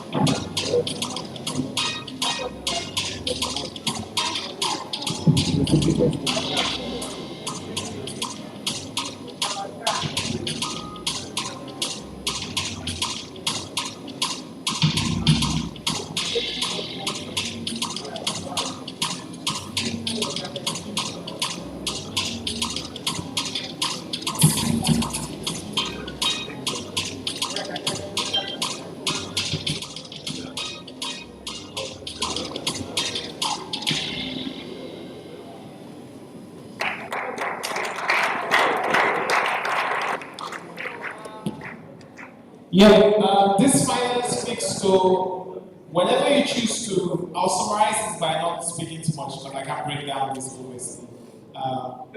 Can you put on my Instagram account so just talk briefly? But this finally speaks to the fact that when you're working, right, in whatever you do, a couple of things you should have to build a strong body of work that represents what you can actually do. And one of the ways you can do that is going with the trusted technology that allows you to do that. Okay? And can you scroll down, please? Yeah, that. Yeah, no, yeah, that. Yeah, exactly. Thank you. And one of the ways we can do that is going in with the trusted technology that allows you to work with that. And overseas with the years, I've worked with several Canon cameras that allow us. That's like a behind the scenes setup that I was trying to show you on how we had some of this shot.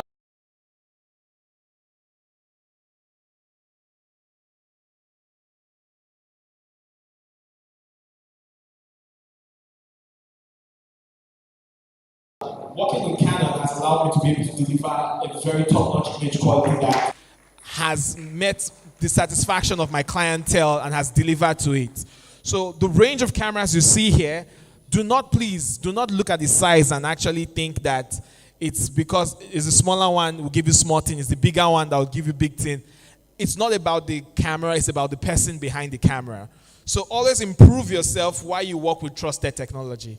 And with that, I would come to the conclusion of this, and we can take questions or you can DM me. I'll be answering anybody. Thank you so much.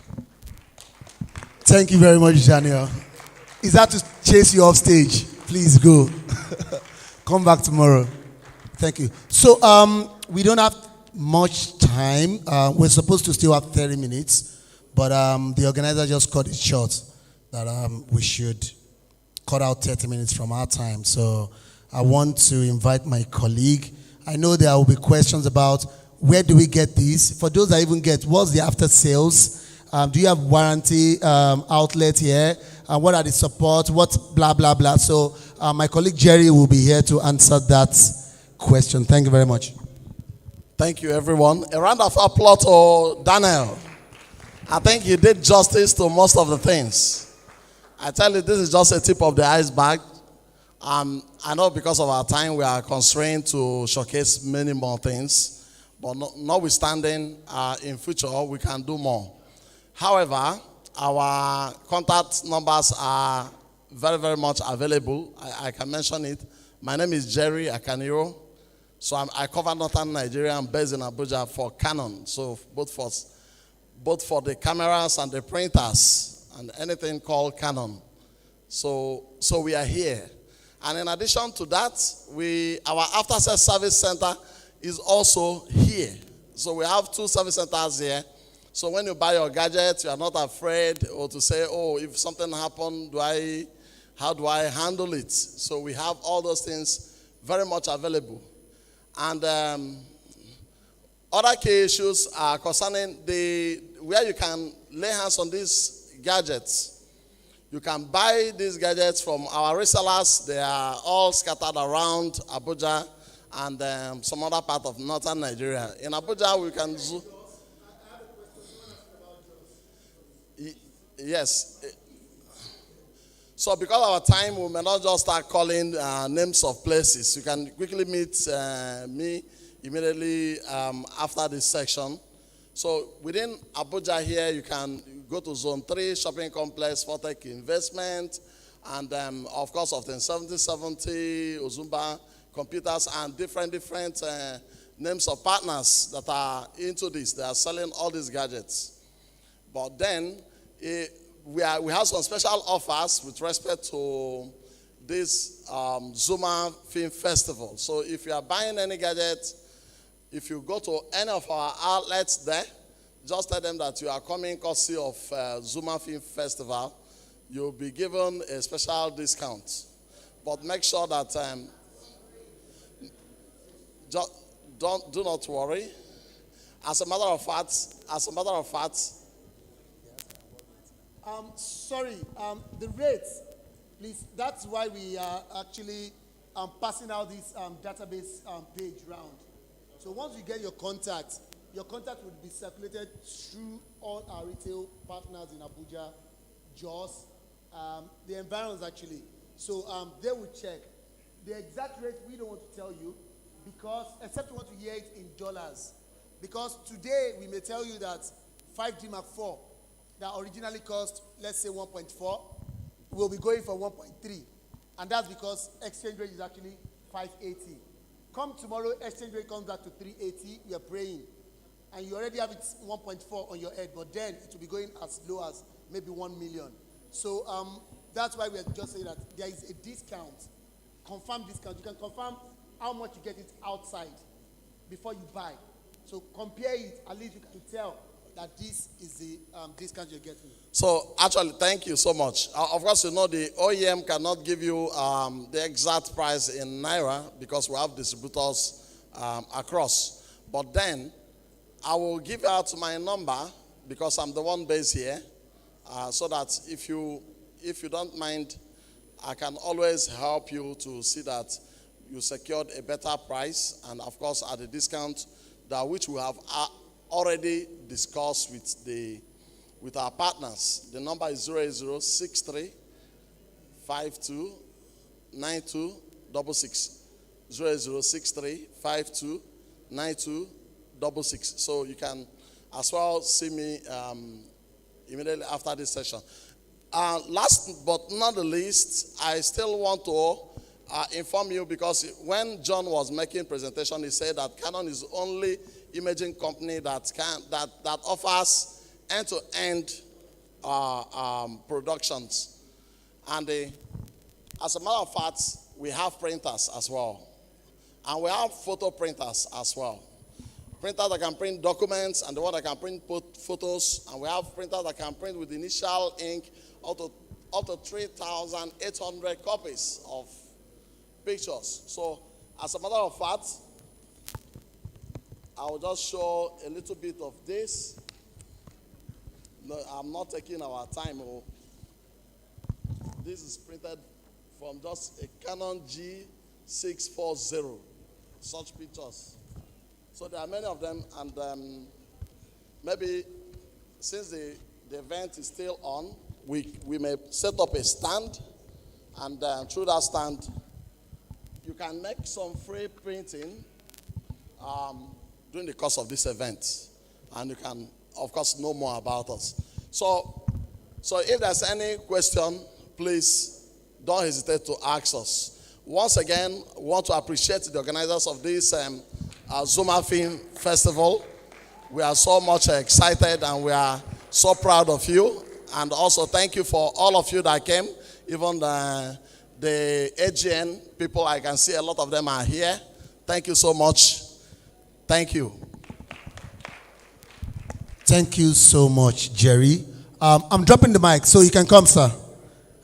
I know you're already chasing us out of the stage. For question and answer, please, you can meet us in person for whatever you probably want to know, any inquiry, anything whatsoever, please. Is either you meet with Jerry, myself, or Daniel. We'll be so glad to answer you. Thank you very much again, and God bless. Thank you.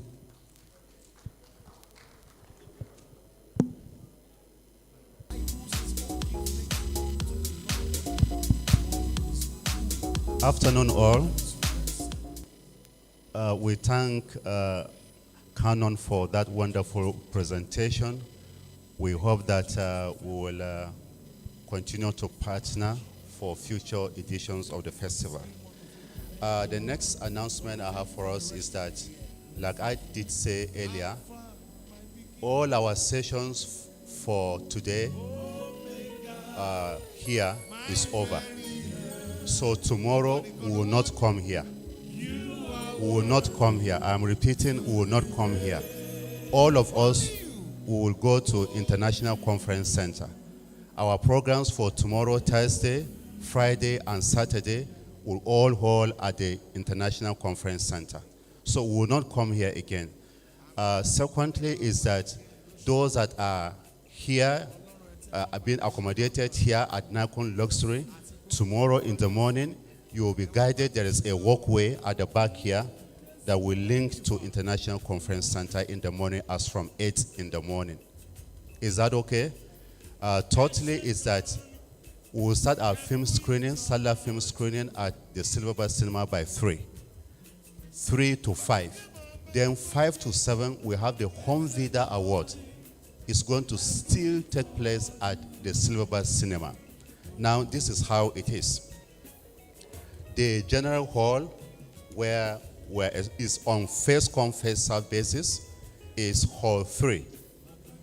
Hall 3, 4th floor. Hall 3, 4th floor. Then the VIP is 6th floor, Hall 3. I repeat, the general hall is Hall 3, 4th floor. VIP, 6th floor, Hall 3. Thank you so much. See you there.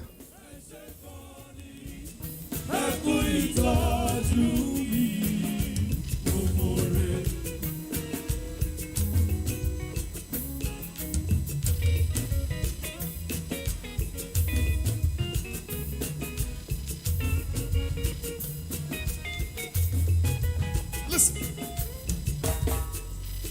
Ọlọ́run àgbáyé, Ọlọ́run àgbáyé, Ọlọ́run àgbáyé, Ọlọ́run àgbáyé. Ìwọ nìkan ni ìgbẹ́kẹ̀lé mi. Ìwọ nìkan ni ìgbẹ́kẹ̀lé mi. Bàbá mo dúpẹ́. Bọ́mọdé bá dúpẹ́ orin ẹ̀ lọ. A rí òmíràn gbà. Kò sẹ́ni tó lè ṣe é bí kì í ṣe wọ́n o. Kò sẹ́ni tó lè ṣe é bí kì í ṣe wọ́n o. Àtẹ̀rẹ̀rẹ̀ kárí ayé. Àtẹ̀rẹ̀rẹ̀ kárí ayé o. Bí mo bá jí lówùúrọ̀ kùtùkùtù máa dorí mi mú máa sọ pé. Mo ṣoríire o, ẹlẹ́dàá mi, mo dúpẹ́ o. Mo ṣoríire o, ẹlẹ́dàá mi, mo dúpẹ́ o. Mo ṣoríire o, ẹlẹ́dàá mi, mo dúpẹ́ o. Lórí ìyẹ̀mú. Mo ṣoríire o, ẹlẹ́dàá mi, mo dúpẹ́ o. Ọlọ́run àgbáyé, Ọlọ́run universe. Ọlọ́run àgbáyé, ìgbẹ́kẹ̀lé gbogbo ayé. Ìwọ nìkan ní ìgbẹ́kẹ̀lé mi Ọlọ́run. Ìwọ nìkan ní ìgbẹ́kẹ̀lé mi bàbá. Mo dúpẹ́. Bọ́mọdé bá dúpẹ́ orí ẹ̀ lọ. A rí òmíràn gbà. Kò sẹ́ni tó lè ṣe é bí kì í ṣe wá o. Kò sẹ́ni tó lè ṣe é bí kì í ṣe wá o. Àtẹ̀rẹ̀rẹ̀. Àtẹ̀rẹ̀rẹ̀. Àtẹ̀rẹ̀rẹ̀ kárí ayé. Bí mo bá jí lówùúrọ̀ kùtùkùtù, ó yá torí ìyẹn mú. Mo ṣoríire o, ẹlẹ́dàá mi, mo dúpẹ́ o. Mo ṣoríire o, ẹlẹ́dàá mi, mo dúpẹ́ o. Mo ṣoríire. Mo ṣoríire o, ẹlẹ́dàá mi, mo dúpẹ́ o. Mo ṣoríire o. Mo ṣoríire o, ẹlẹ́dàá mi, mo dúpẹ́ o. Questions and more than someone that is worthy about. Ìgbẹ́kẹ̀lé mi, ìwọ ni ìgbẹ́kẹ̀lé gbogbo ayé. Mo dúpẹ́, bọ́mọdé bá dúpẹ́ orí ẹ̀ lọ. A ní òmíràn bàbá. Ẹni tí ó lè ṣe lẹ́yìn adániwáyé o. Kò sẹ́ni tó lè ṣe lẹ́yìn adániwáyé. Ìwọ ni àtẹ̀rẹ̀rẹ̀rẹ̀ kárí ayé. Bí mo bá jí lówùúrọ̀ gùtù, máa dorí ìyẹ̀mú, dorí ìyẹ̀mú. Mo ṣoríire o, ẹlẹ́dàá mi, mo dúpẹ́ o. Kéèké. Mo ṣoríire o, ẹlẹ́dàá mi, mo dúpẹ́ o. Mo ṣoríire. Mo ṣoríire o, ẹlẹ́dàá mi, mo olùtọ́jú ènìyàn. Sára rẹ̀ lọ́rẹ́. Jésù olùtọ́jú ènìyàn. Sára rẹ̀ lọ́rẹ́. Ọmọ ó yá sọ wípé lẹ́gbà odò Jọ́dánì. Àwọn áńgẹ́lì yóò.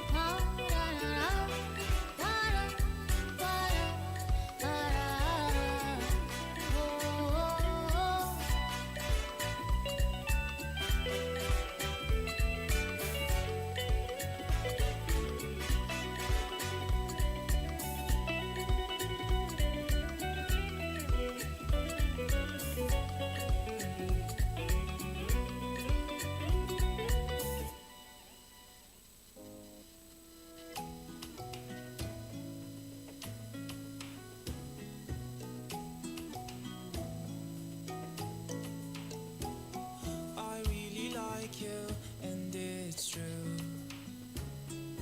There is only one, just you.